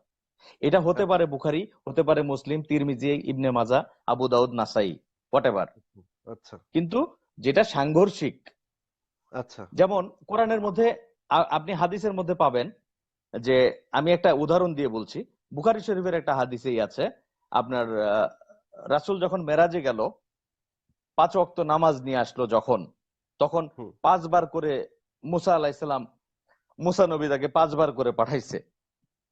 আচ্ছা, আমার কাছে আমার কাছে মনে হয় এই হাদিসটা, আমি এইটার জন্য অনেক বকাবাদ দিয়েও খাইছি আমি। আপনি এই এই সম্পর্কে ফকির ওয়াইসি দিয়ে গুগলে সার্চ দিলে বাংলাদেশে বড় আচ্ছা, বড় পোর্টাল যতগুলো আছে সবগুলোতেই আমার লেখা পাবেন। আচ্ছা, হ্যাঁ, আচ্ছা, ঠিক এবং আছে, আমার আমার ওয়েবসাইটে প্রায় আমি প্রায় 3 কোটির উপরে মানুষ মেম্বারের মধ্যে, যে গ্রুপগুলোতে লিখি সেখানে প্রায় 3 আচ্ছা, কোটির উপরে মেম্বার। তা কথা আচ্ছা, হচ্ছে, আচ্ছা। আমি অযৌক্তিক হব না, আপনার সাথেও যে অযৌক্তিক হব, আপনি আমার শত্রু নন তো। আপনি না, না, বলছেন মানুষ, আমিও আপনাকে হ্যাঁ, শত্রু মনে করি না, আমিও আপনাকে না আমার না শত্রু না, মনে করি না। আমিও মনে করি, তবে মানুষ মনে করি আমি তাকে, যার মধ্যে মান সম্বলিত হুঁশ যার মধ্যে আছে সে মানুষ। হুম, আচ্ছা, মান সম্বলিত হুঁশ যার নাই, যে পশুর ন্যায় বা আহ, পাথরের ন্যায় বা গাছ বৃক্ষের ন্যায়, তাকে মানুষ বলি না। মানুষের আচ্ছা, সূত্র আমার কাছে এমন যে, যার মধ্যে মান সম্পন্ন হুঁশ থাকবে সেই মানুষ। খালি ফুসফুস করে দম নিলাম আর ছাড়লাম সেই মানুষ, বা 2টা হাত 2টা পা, আমি তাকে মানুষ বলি না। আচ্ছা, তো কথা হচ্ছে, আপনাকেও আপনার কথাবার্তা আচরণ ভালো লাগে, তবে ওই দিন এক ভদ্রলোক আমেরিকা থেকে যেদিন কথা বলছে, আপনাকে বকাবাদ্দি করছে, আপনি হুম, কি বুড়া বান্দর না কি যেন একটা বললেন দেখলাম। তো হুম, আপনিও আশা করব যে আপনি আপনি আপনার আচরণটা, অন্যের আচরণ যাই হোক, আপনার আচরণ আপনার মধ্যে সীমাবদ্ধ রাখেন। তাহলে আপনি মানুষকে বলার দরকার নাই আপনি কি ভাবছেন, তাহলে তো আপনি কেউ ওরকমই ভাববে। তো না, যাই মাঝে হোক, মাঝে তো আমার একটু মেজাজ আমার খারাপ হয়, মাঝে মাঝে দেখেন না যে না, মেজাজ এইখানে খারাপ হবে আমার কেন? কমেন্টেই যে দেখেন তাহলে এই আপনি এখনই এখনই গালিগালাজ করতেছে, আমি বকবে, নিজেই নিজেই দেখতে না না পাচ্ছি। না, বকবে। ওই দিন এক প্রফেসর অস্ট্রেলিয়া থেকে আমার সাথে পরে অনেক কথা হয়েছে, ওই ছেলে আপনাকে জিজ্ঞেস করেছিল, যদিও হুম, প্রফেসর আমার থেকে তো অনেক ছোট বয়স, সে জিজ্ঞেস হুম, করেছিল আপনার মিসেসের বন্ধুর ভাই কি সাদ্দাম হুম, আলী না সাদ্দাম হোসেন, সামথিং সাদ্দাম। সে জিজ্ঞেস করেছিল আপনাকে আচ্ছা, যে, আচ্ছা, হ্যাঁ, হ্যাঁ, আমার ছেলের জন্মদিনের দাওয়াত দিয়েছিলাম, হুম, মানুষ ওকে বরদোয়া দিয়েছে, গালাগাল দিয়েছে, আপনি ওয়াহাবি দিয়ে নিয়ে কিছু বলেছিলেন, আমার ভালো আচ্ছা, লেগেছে। তার মধ্যে আপনাকে ওইখানে অনেক গালাগালি করেছে। আমার ওইখানে দেখবেন যে কমেন্ট আছে যে, বকাবাদ্দি কেন? ওর নাম ছিল, ছেলেটার নাম ছিল ওসমান, ওসমান গনি। আচ্ছা আচ্ছা তো আমি লিখেছিলাম যে সাহাবার নাম ধারণ করেছো, বকা দিচ্ছ কেন? আমি লিখেছি, আচ্ছা আমি প্রোটেস্ট আচ্ছা করেছি, আপনাকে বকা দিয়েছে। কিন্তু আমার কথা আচ্ছা হচ্ছে যে আমার আমার স্রষ্টা, আমার শিক্ষা, আমার প্রফেট আমাকে অযৌক্তিক শিক্ষা দেয় না। ইসলাম যুক্তির বাইরে নয়, ইসলাম আচ্ছা অবশ্যই যুক্তির মধ্যে। আ- কিন্তু আপনার জায়গা থেকে আপনি 6 লিখলে, আপনি 6 দেখলো, আমি 9 দেখবো। আচ্ছা পয়েন্ট অফ ভিউ, ঠিক আছে দর্শন। আচ্ছা আচ্ছা আপনাকে তো আপনি যেহেতু মানে এই মানে যুক্তির চর্চা করেন, এটা আমার আমার খুবই ভালো লাগছে শুনে যে আপনি যুক্তির চর্চা করেন এবং আপনার অনেক লেখালেখিও আছে এই বিষয়ে। আমি আসলে আপনার লেখা কখনো পড়ি নাই। আমি তাহলে চেষ্টা করব আপনার নামটা লিখে এরপরে সার্চ দিয়ে একটু লেখা পড়ার চেষ্টা করব। না, আমি ফেসবুকের যখন আইডিতেই সময় পাবো। পাবেন সমস্ত লেখা। আচ্ছা আমি আচ্ছা আগে আমি দেখবো। ফেসবুকে দিই, পরে গ্রুপে দিই। আমি আপনার লেখা হুম। দেখবো এবং আপনি যদি আপনি যাই লেখেন, আপনি যদি যুক্তির কথা লেখেন, আমি আপনাকে সাধুবাদ জানাই। যুক্তি দিয়ে কথা বলেন। আহ আমি দেখবো যে আপনি আপনি কতটুকু এভিডেন্স দিয়ে কথা বলছেন, তথ্য প্রমাণ দিয়ে কথা বলছেন, সেটা হলে আমি আপনাকে সাধুবাদ জানাই। এবং আরেকটা বিষয় হচ্ছে, আমি যেহেতু আপনি সুফিবাদের মানে মানবিক চিন্তা ভাবনা করেন, সেহেতু আমি আপনাকে না, আমি জানতে চাই। সুফিবাদ হইলো, আমি ফকিরিতে বিশ্বাসী। সুফিবাদী আচ্ছা হচ্ছে ফকিরের মডার্ন ভার্সন। আচ্ছা আচ্ছা না মডার্ন আমি ভার্সন আপনার কাছে জানতে সুফিবাদ হলো। চাই, হ্যাঁ। আমি আপনার কাছে জানতে চাই যে মানে আপনাদের যে আল্লাহ, যে যাকে আপনারা উপাসনা নো করেন নো বা নো আপনারা নো, যার, এই প্রশ্নটা একটু কারেক্ট করতে হবে। হ্যাঁ প্রশ্নটা হ্যাঁ একটু কারেক্ট করতে হবে। মানে আপনাদের বলতে যে হবে আল্লাহ, আমাদের আল্লাহ, বলতে হবে আমাদের আল্লাহ। শোনেন নো আচ্ছা no no no no no no, আমি তা বলি নাই। আপনি আচ্ছা বললে তাহলে কি আমি মেনে নিব নাকি? আচ্ছা আপনি বললেও তো আমি মানবো না। আপনি আমাকে যখন বলবেন, স্পেসিফিকলি আমি আমার কথাই বলছি। হুম আপনি আমাকে বললে আপনি আমার আল্লাহ বলবেন, আমাদের না। আপনার আল্লাহ, আমার আল্লাহ, আপনার আল্লাহ, আপনার ধর্ম আল্লাহ। আমার, ধর্ম আচ্ছা আমার, ইসলাম আমার, মুসলমান আমাকে হইতে হয়। ওইটা ওই আচ্ছা খতনা করে দেওয়া মুসলমান হইলে আপনার আপনার আশেপাশে যত খ্রিস্টান আছে ব্যাকটেরি চেইন খুলে দেখবেন সব খতনা করা। আপনার হ্যাঁ আর তার ঠিক মধ্যে আছে তফাৎ নাই। কারণ আপনার বাপে জোর করে ধরে আপনার ছোটবেলা খতনা করছে। আজকে না, এখন বড় হ্যাঁ হয়েছেন, এখন আর ওইটা চাইলেও বন্ধ হ্যাঁ। করতে পারবেন না। এই তো মানে তাই না? আপনার কথা তো বেশ খতনা করা যুক্তিসঙ্গত, মুসলমানের আপনার খতনা কথা না। খুবই যুক্তিসঙ্গত। ঠিক আছে আমি আপনার কথা মানছি এবং আপনি আপনার কাছে, আমার আল্লাহ বলেন। আচ্ছা আপনার আল্লাহ, তাই তো? ঠিক হ্যাঁ আছে হ্যাঁ হ্যাঁ। আপনার আল্লাহ, আপনার আল্লাহ যে এই যে কোরআনের ভেতরে যে সারাক্ষণ নিজের প্রশংসা এবং নিজের হুম সুনাম এবং হুম নিজে হুম এই নিজে সেই, মানে পুরাটা কোরআনের ভিতরে অসংখ্য অসংখ্য বার সে এই সে সেই, সে শক্তিমান, সে বলশালী, হুম সে হুম এটা পারে সেটা পারে হুম এবং হুম। মানুষকে যে ভয় ভীতি দেখানো, যে মেয়েরা হ্যাঁ। মারা যাওয়ার পরে দোজকে নিয়ে মেয়েরা ফেলামু কাইটা ফেলামু টাইপের অসংখ্য হুম হুম বিষয় আছে, দোজকে নিয়ে হুম কি কি হুম শাস্তি দিবে হাদিসের ভিতরে আছে অসংখ্য জিনিস। এবং এই যে হুর হুম পরি, যে বেহেশতে গেলে হুর পরি দিবে, তারপরে আবার হাদিসে আছে সেটা হুম 72, তাদের সংখ্যা হবে 72। হুম মানে সেই হুরপরিদের মানে স্তন কিরকম থাকবে সেই বিষয়ে হাদিসে বলা আছে। হুম হুম তারপরে হুম হুম হুম। তাদের মানে রূপ যৌবন কেমন থাকবে এই সেই বিষয়ে হাদিসে নানা শুনেন শুনেন বিস্তারিত বিবরণ আছে। শুনেন, হ্যাঁ হ্যাঁ বুঝছি। এখন এই এখন আমি গোলের আপনার কাছে জন্যই তো জানতে চাচ্ছি, দুনিয়া, এই যে আপনার কাছে এই জানতে চাচ্ছি গোলের যে জন্য এই আপনিও জিনিসগুলো পাগল। আপনারা কিভাবে ডিল করেন, এগুলো আপনারা কিভাবে ডিল করেন? হ্যাঁ। এই যে জিহাদ করলে 72টা হুরপরি পাওয়া যাবে, তাদের সাথে বেহেশতে গিয়ে আজীবন সেক্স করা যাবে, ও- ও- এই ওরা, আপনারা আপনারা কিভাবে ডিল করেন এগুলোর সাথে? আমি আবার বললাম যে আপনারা বললেন না ভেজাল। আচ্ছা আপনি আপনি আপনি কিভাবে ডিল করেন? সরি আমি আপনাকে, কামনাই করি না ওইটা। আমার মানে ঘরে যেটা আছে এটার চেয়ে বড় হুর আমার দরকার নাই তো। আচ্ছা তাহলে আমি তো জ- আপনি আমি আমার বেহেশত পক্ষের যদি, মানুষ। আমি তাহলে তো দুনিয়া, আমি আপনি দুনিয়াতে, আমার পক্ষের মানুষ। তাহলে তো আপনি আমার পক্ষের আসিফ, মানুষ। আসিফ, হ্যাঁ। আমি দুনিয়াতে বেহেশত বানায় থাকলে আমি মইরে গিয়ে কোন বেহেশতে যামু এটার কামনা আমি করি না। আচ্ছা আমি ভাই আমি আপনার দুনিয়ার কথা শুনে বেহেশতে, আমি বুঝতে পারছি আপনি আমার পক্ষের মানুষ। এতক্ষণ হয়তো আমি কিছু কিছু সময় আপনাকে আমার বিপক্ষের ধরে নিয়ে আমি কথা বলেছি, আমি এটার জন্য দুঃখ দুঃখ প্রকাশ করছি এবং আমার এখন না মনে না হচ্ছে আপনি আলহামদুলিল্লাহ, আমার পক্ষের মানুষ। সুতরাং আমাদের না মধ্যে না, তো আমি কোনো মানে আমি আপনার পক্ষের মানুষ আপনি মনে করতে পারেন, আপনি আমাকে শত্রুও ভাবতে পারেন, তাতেও আমার কিছু যায় আসে না। তবে আচ্ছা আমি আমি আমার স্রষ্টার পক্ষের মানুষ। আপনি আমার পক্ষ নিলে আমি মিলে যেতে চাই। আমি আচ্ছা তো মিলে যেতে চাই। যখন যুক্তি আমার কাছে সামনে সঠিক হবে, আমি যুক্তিতে ধারণ করতে কোনো আপত্তি নাই। আচ্ছা কারণ আমার আমার আমার স্রষ্টা, ওই যারা হুরের নেশায় ঘুরে ওদের স্রষ্টা আলাদা, আমার আচ্ছা মালিক আলাদা। আমার আচ্ছা মালিক আমাকে বলছে যে আমি আরেকটা আপনাকে বলতে বলতে চাচ্ছিলাম, আপনি আমাকে বলতে দেন নাই। সূরা হাদীদের 3 নম্বর আয়াতে থেকে দৃষ্টি দিলে আপনি দেখবেন যে আল্লাহ বলতেছে, আমি ব্যপ্ত, আমি গুপ্ত, আমি প্রকাশ্য, আমি অদৃশ্য, আমি জাহের এবং আমি বাতেন, আমি আওয়ালে ছিলাম, আমি আখেরে থাকবো। আমি ওই স্রষ্টা দেখি। ওই স্রষ্টারা যারা যারা ওই হুরের নেশায় ঘুরে, তারা স্রষ্টা দেখবে আপনার পরকালে। আমার সাথে কথা কইলে আপনি ফাইট করতে পারবেন আরো কঠিন ভাবে। আমার সাথে আচ্ছা কথা বললে আপনার হ্যাঁ ফাইট করতে সুবিধা হবে মানুষের সাথে। আচ্ছা হ্যাঁ, হ্যাঁ আমাকে আপনাকে খালি মোল্লারা খুঁজে, আমাকে খুঁজে কারা জানেন? কাঠমোল্লারা, শিয়ারা, আচ্ছা পীর, ভণ্ড পীরেরা। আচ্ছা আমার চতুর্দিকে খালি আমি শত্রুই দেখি, কিন্তু তারা আমাকে দেখে না। আচ্ছা কারণ আমার বাসার আশেপাশে মানুষে আমাকে চিনে, কিন্তু আমি তাদের দেখি, তারা আমাকে দেখে না। তফাতেই। তো কথা আচ্ছা হচ্ছে যে আমি আপনার সাথে আর মানে আরো লম্বা চওড়া আলাপ করা যাবে একদিন।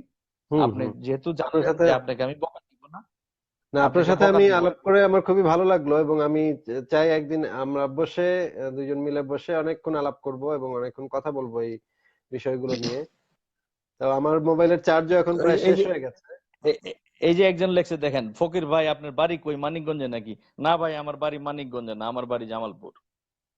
আচ্ছা তো কথা হচ্ছে আপনার আপনারা আপনাকে আশা করব যে কোরআনের যখন রেফারেন্স দিবেন, তখন আপনি অন্তত পক্ষে ভুল করিয়েন না। আপনি আমি ভুল কোরআনের করেছি। পক্ষে হ্যাঁ, আপনি সূরা বাইনার 6 নাম্বার আয়াত অ্যাবসলিউটলি ভুল করেছেন। আচ্ছা আয়াতটা তাহলে আপনি আমাকে পড়ে শোনান, সেখানে কি সৃষ্টির অধম বলা হয় নাই? না, আমি অন্ধকারের মধ্যে বসে রয়েছি এখন, আপনাদের আমার এক্স্যাক্টলি মনে নাই, তবে আপনি কি লিখছেন সেটা বলেন, আমি বলতেছি। তা আপনি আমি তো বলছেন বিধর্মীদেরকে জাহান্নামে দিবে। হ্যাঁ, এক্সকিউজ মি, মনে পড়ছে। আপনি বলেছেন যে বিধর্মীদেরকে, আপনার লাইভই আছে, আমার হুম ওইখানে কমেন্টও আছে। হুম আপনি 3-4 দিন আগের লাইভে দেখেন, আছে। হ্যাঁ আপনি বলেছেন বিধর্মীদেরকে জাহান্নামে দিবে আল্লাহ বলছে। কিন্তু আল্লাহ সূরা বাকারার 62 নাম্বার, আমি আপনাকে ওইটার রেফারেন্স আমি দিচ্ছি, আপনি ওইখানে ভুল করেছেন। এবং সূরা বাকারার 62 নাম্বার আয়াতে আল্লাহ বলেছে যে ইহুদি, নাসারা, সাবেইন না না তাদেরকেও আপনার কথা আমি বেহেশতে বুঝতে দিবে পেরেছি, আল্লাহ। না আপনার কথা আমি বুঝতে পেরেছি। দেখেন আমরা এটাও সাথে সাথে বলি যে কোরআন হচ্ছে একটা কন্ট্রাডিক্টরি বই। সেটার ভিতরে এমন এমন অনেক কথা না আছে না, যেটা কোরআন একটা আরেকটাকে কন্ট্রাডিক্ট। কন্ট্রাডিক্টরি করেছে যারা অনুবাদকারীরা, কোরআন কন্ট্রাডিক্টরি নয়। কোরআন কন্ট্রাডিক্টরি নয়। না সেটা আপনি মনে করেন, আজকে কিন্তু আমরা মনে করি কোরআন হচ্ছে একটা কন্ট্রাডিক্টরি বই ওই যেটার ভিতরে কোরআন এবং দুইজনের পক্ষে তো বাইবেল, কোরআন বাইবেল এবং একই যে তো কথা হইলো ধর্মগ্রন্থগুলো ভাই। আছে ভাই সেগুলোর ভিতরে আমার প্রবল আমার কন্ট্রাডিকশন আছে। এবং আমি যেটা বলেছি যে 98 নম্বর সূরার 6 নম্বর ভার্স, এখানে অমুসলিমদেরকে নিকৃষ্টতম জীব হিসেবে, আমার নিকৃষ্টতম প্রাণী সেলফটা হিসেবে আপনাকে দেখাইতে ইচ্ছা করতেছে, আমার সেলফটা আপনাকে দেখাইতে ইচ্ছা করতেছে। ওইখানে বাইবেল, ভগবত গীতা, বেদ, আমি এই আচ্ছা চর্চাও করি আসিফ সাহেব। আচ্ছা হ্যাঁ, এটা খুবই তবে ভালো, কিন্তু আপনি বললেন যে আপনি মনে করেন যে আপনি বলতেছেন আমি মনে করি, আপনি মনে করতেছেন মনে করা জায়গায় থাক, কোনো অসুবিধা নাই। কারণ দুইটাই মনে করা। হুম কোরআন ঠিক মানে আমি মনে এই করতেছি, অনুবাদ আপনি ভুল। মনে করছেন ভুল। না না শোনেন ভাই, এই অনুবাদ ভুল সেই অনুবাদ ভুল সেটার আলোচনা ভিন্ন। যে অনুবাদগুলা মানে ইসলামিক ফাউন্ডেশনের বইতে লেখা আছে, যে অনুবাদগুলা পৃথিবীর বিভিন্ন ভাষায় অনুবাদিত হয়েছে, অনুদিত হয়েছে, সেই অনুবাদগুলা পড়েই তো আমি কথা বলছি। এখন আপনার কাছে যদি আসিফ কোনো সাহেব, ভিন্ন ব্যাখ্যা থেকে থাকে, আপনার কাছে ইসলামী যদি কোনো ফাউন্ডেশনের আগে গিরিশচন্দ্র সেন তো আগে করছে না? হ্যাঁ আমি ওইটাও সংগ্রহ রাখছি, হ্যাঁ ওইটাও অবশ্যই, সংগ্রহে কিন্তু রাখছি, আমি কিন্তু 23টা সংগ্রহে রাখছি। কিন্তু অনেক সময় আমরা দেখেছি, লক্ষ্য করেছি, আমি অনেকগুলো অনুবাদই পড়েছি, অনেকগুলো অনুবাদে পড়ে আমার এক সময় মনে হয়েছে যে অনেক মানুষ অনেক সময় কোরআনের যে ভায়োলেন্ট কথাবার্তাগুলো সেগুলাকে অনেকখানি লঘু করে মানবিক করে অনুবাদ করেছেন। অনেক সময় অনুবাদে সরাসরি অনুবাদ করতে গিয়ে বিপদে পড়ে দেখা যাচ্ছে যে এই কথাটা আহ খুব, করতেই তো হবে, হ্যাঁ খুব ভয়ঙ্কর, করতেই তো বাংলা হবে। ভাষায় অনুবাদ করলে খুব ভয়ঙ্কর হ্যাঁ, হয়ে যায়। করছে তখন তারা করছে এই করছে এই শব্দটাকে একটু লঘু করে, একটু পোলাইট করে, একটু মানবিক করে অনুবাদ করার চেষ্টা করেছেন। কিন্তু ওই আচ্ছা শব্দটার আচ্ছা আসল আচ্ছা মানে আচ্ছা। কি সেটা একটু ঘাটাঘাটি করলে পাওয়া যায় যে সেই শব্দটার আসল মানে আসলে হ্যাঁ, কি ছিল। আচ্ছা যাই হোক, আপনার সাথে এটা নিয়ে আমি একদিন হ্যাঁ কথা বলবো। আমার এখন মোবাইলের চার্জ প্রায় শেষের দিকে। আচ্ছা আমি না আপনার তাহলে সাথে কথা বলে আমি একটা লাইন বলে শেষ করছি। হ্যাঁ, হ্যাঁ, অবশ্যই আমি বলেন। দেখেছি মুফাসসিল দাবি করে আমি মুক্তমনা, আসাদ নূর দাবি করে আমি মুক্তমনা, আপনিও দাবি করেন মুক্তমনা, না, আমি আমি কখনো দেখি দাবি করিনি আসমান আর সেটা। জমিন। না, না, আমি না না কখনো নিজেকে মুক্তমনা তো মুক্তমনা দাবি করি নাই। আমি বলেছি মুক্তমনা হওয়ার চেষ্টা করছি আমরা সবাই। আচ্ছা চেষ্টা এবং করছেন। আচ্ছা এবং ঠিক আছে আমাদের সেটাই রাস্তা, মেনে নিলাম। এটা হচ্ছে একটা বিবর্তন। মুক্ত চিন্তা হচ্ছে একটা আচ্ছা বিবর্তন। ধীরে ধীরে আমাদের আচ্ছা আচ্ছা পরিবর্তন হচ্ছে, পরিবর্তন হবে। আমরা আরো শিখছি, আরো জানছি। আচ্ছা একটা আচ্ছা সময় হয়তো আমরা মুক্তমনাতে পরিণত হতে পারবো। তবে আমি একজন আচ্ছা আচ্ছা নাস্তিক, এটা আমি বলি। আমি একজন নাস্তিক, কিন্তু এখনো মুক্তমনা হতে পারি নাই বা হওয়ার চেষ্টায় আছি। এটা আমি সবসময় বলেছি, আচ্ছা লিখেছিও এটা। আচ্ছা। তো আমি আমি সেটাই বলতেছি যে যদি আপনাদের ট্র্যাক যদি এক হয়, ট্র্যাক লাইন যদি এক হয়, হুম। এতেও দেখি যে আমি মিল পাই না। যার জন্য আমি মুফাসিলকে অনেকবার বলেছি, মুফাসিল আমাকে মুফাসিলের এনে কমেন্ট করতে পারি না, আমি ফলোয়ার ঠিকই কমেন্ট করতে পারি না, কারণ মুফাসিল আমাকে একদিন লাইভে বলেছে আপনার সাথে কথা বলতে অনেক সময়ের ব্যাপার। আমি যে আমাকে বুঝান, আমাকে বুঝাইলে আমার পিছনে অন্ততপক্ষে 300 লোক আসবে, আচ্ছা। না, আমাকে বোঝাইলে আপনাকে 300 লোক আসবে, আপনি আমি আমারে মনে করেন বোঝান আগে। আপনাকে কিছু বোঝানোর আছে। কারণ হচ্ছে আপনি নিজেই যদি যুক্তি দিয়ে, চিন্তা দিয়ে, মানে মানবিক চিন্তা ভাবনা করেন যুক্তি দিয়ে, তাহলে আপনি আমার পক্ষের লোক। আপনাকে বোঝানোর কিছু নাই। না এখন এখন যদি আপনি বলেন আপনি আমার পক্ষের লোক, আমিও তো বলবো যে আসিফ আমার পক্ষের লোক। হ্যাঁ, তাই তো, সেটাই। তাইলে তো আর তা আপনি আমি তো কখনো তাইলে আপনি এখন কখনো আমার গলায় চাপাতি মারবেন না, এই বিষয়ে আমি নিশ্চিত। না মারবো না। না না এবং আপনি আরেকটা ছেলেকে চাপাতি মারতে বা মৌলবাদী হতে উৎসাহিত করবেন না, এই বিষয়ে আমি নিশ্চিত। সুতরাং আপনি আমার পক্ষের লোক। না না আপনি আপনি যদি চাপাতির বাড়ি না দিয়ে একমত এক পক্ষের হোক, সেটা এক পক্ষের, এতে কোনো দ্বিমত নাই। হুম। তবে আমি আপনার পক্ষে হইয়া নাস্তিক হব না তো। না, আমি আমি তো আমি- নাস্তিক বানাই না ভাই। আমি তো নাস্তিক বানানোর ইয়ে নিয়ে আমি কখনো বলি নাই যে আমি মানুষকে নাস্তিক বানাই। কখনো আমি এই ধরনের আচ্ছা কোনো দাবি করি নাই। বা নাস্তিক আচ্ছা হওয়াটাও খুব জরুরি, যাই তাও হোক আমি কখনো। আসিফ, আচ্ছা আপনার ফোনে চার্জ নাই, আরেকদিন কথা হবে। আচ্ছা, ঠিক আছে আমি ভাই, আপনার সাথে প্রায় কথা বলে আমি ভালো আমি লাগলো। আপনি যদি আপনি কখনো কথা বলার ইচ্ছা হয় আমাকে, আমি অনলাইন থাকি ফুল টাইম, আপনি আচ্ছা, আমাকে একটা নক দিয়ে রেখেন, বা আমাকে মেসেজও, আমি আপনাকে মেসেজও পাঠিয়েছিলাম, আপনি ইনবক্স চেক করে আমাকে একটা আচ্ছা, মেসেজ দিয়ে রেখেন আসবেন কখন, আমি পাবো, আচ্ছা, আমি ফুল ঠিক টাইম আছে অনলাইন ভাই। থাকি। আপনাকে অসংখ্য ধন্যবাদ যুক্ত হওয়ার ভালো জন্য। লাগলো এবং এখন আপনার আমি তাহলে আপনার আগামী ভবিষ্যৎ আপনাকে যারা যে বাপ ডাকবে, আপনিও যেন তৃপ্তি সহকারে শুনতে পারেন, শ্রবণ করতে পারেন, তাকে যেন আদর করতে পারেন, সে যেন সুস্থ অবস্থায় আমার মালিক যেন তারে পাঠায়, এই আচ্ছা, কামনা রইলো। ঠিক আছে, আপনাকে অসংখ্য ওকে, ধন্যবাদ। ভালো থাকবেন, শুভকামনা আপনাকে। ধন্যবাদ, ধন্যবাদ। শুভকামনা। আপনার মিসেসকেও আমার পক্ষ থেকে শুভকামনা দিন, আচ্ছা, বলিয়েন। ঠিক আছে। অনেক আমি জানি ধন্যবাদ। আপনি বলবেন। আচ্ছা, আচ্ছা, ঠিক আছে। ভালো থাকেন, আল্লাহ হাফেজ। Bye bye. ওনার সাথে অনেকক্ষণ কথা বললাম, দীর্ঘ সময় নিয়ে। প্রথম দিকে যেটা আমি আহ, আসলে একটু ভুল বুঝেই ওনার সাথে একটু হয়তো একটু কঠিন ভাষায় কথা বলেছি। কিন্তু পরবর্তীতে বুঝতে পেরেছি যে উনি যেহেতু উম, মানবিক ইসলামের চর্চা করতে চান, বা আমি জানি না আসলে কতটুকু সেটা সম্ভব, কিন্তু তারপরে উনি যেহেতু বলছেন, সেটা আমার কাছে মনে হয় আমরা একই পক্ষের, এবং আমাদের যুদ্ধটা হচ্ছে আসলে মৌলবাদী ইসলামের বিরুদ্ধে। সুতরাং ওনার সাথে আমার তেমন কোনো বিরোধ আছে বলে আমার মনে হয় না। সুতরাং ওনার সাথে আমার আলোচনা হতে পারে, কিন্তু কোনো বিতর্ক বোধহয় হবে না। আচ্ছা, আমার মোবাইলে চার্জ প্রায় শেষ। আপনাদেরকে অসংখ্য ধন্যবাদ, নতুন বছরের শুভেচ্ছা। আমার সাথে যুক্ত থাকার জন্য অনেক অনেক ধন্যবাদ। কথা এত ধৈর্য ধরে শোনার জন্য অনেক ধন্যবাদ। অনেক মানুষ যুক্ত হয়েছিলেন। সবাইকে শুভকামনা এবং ভালো থাকবেন। শুভরাত্রি।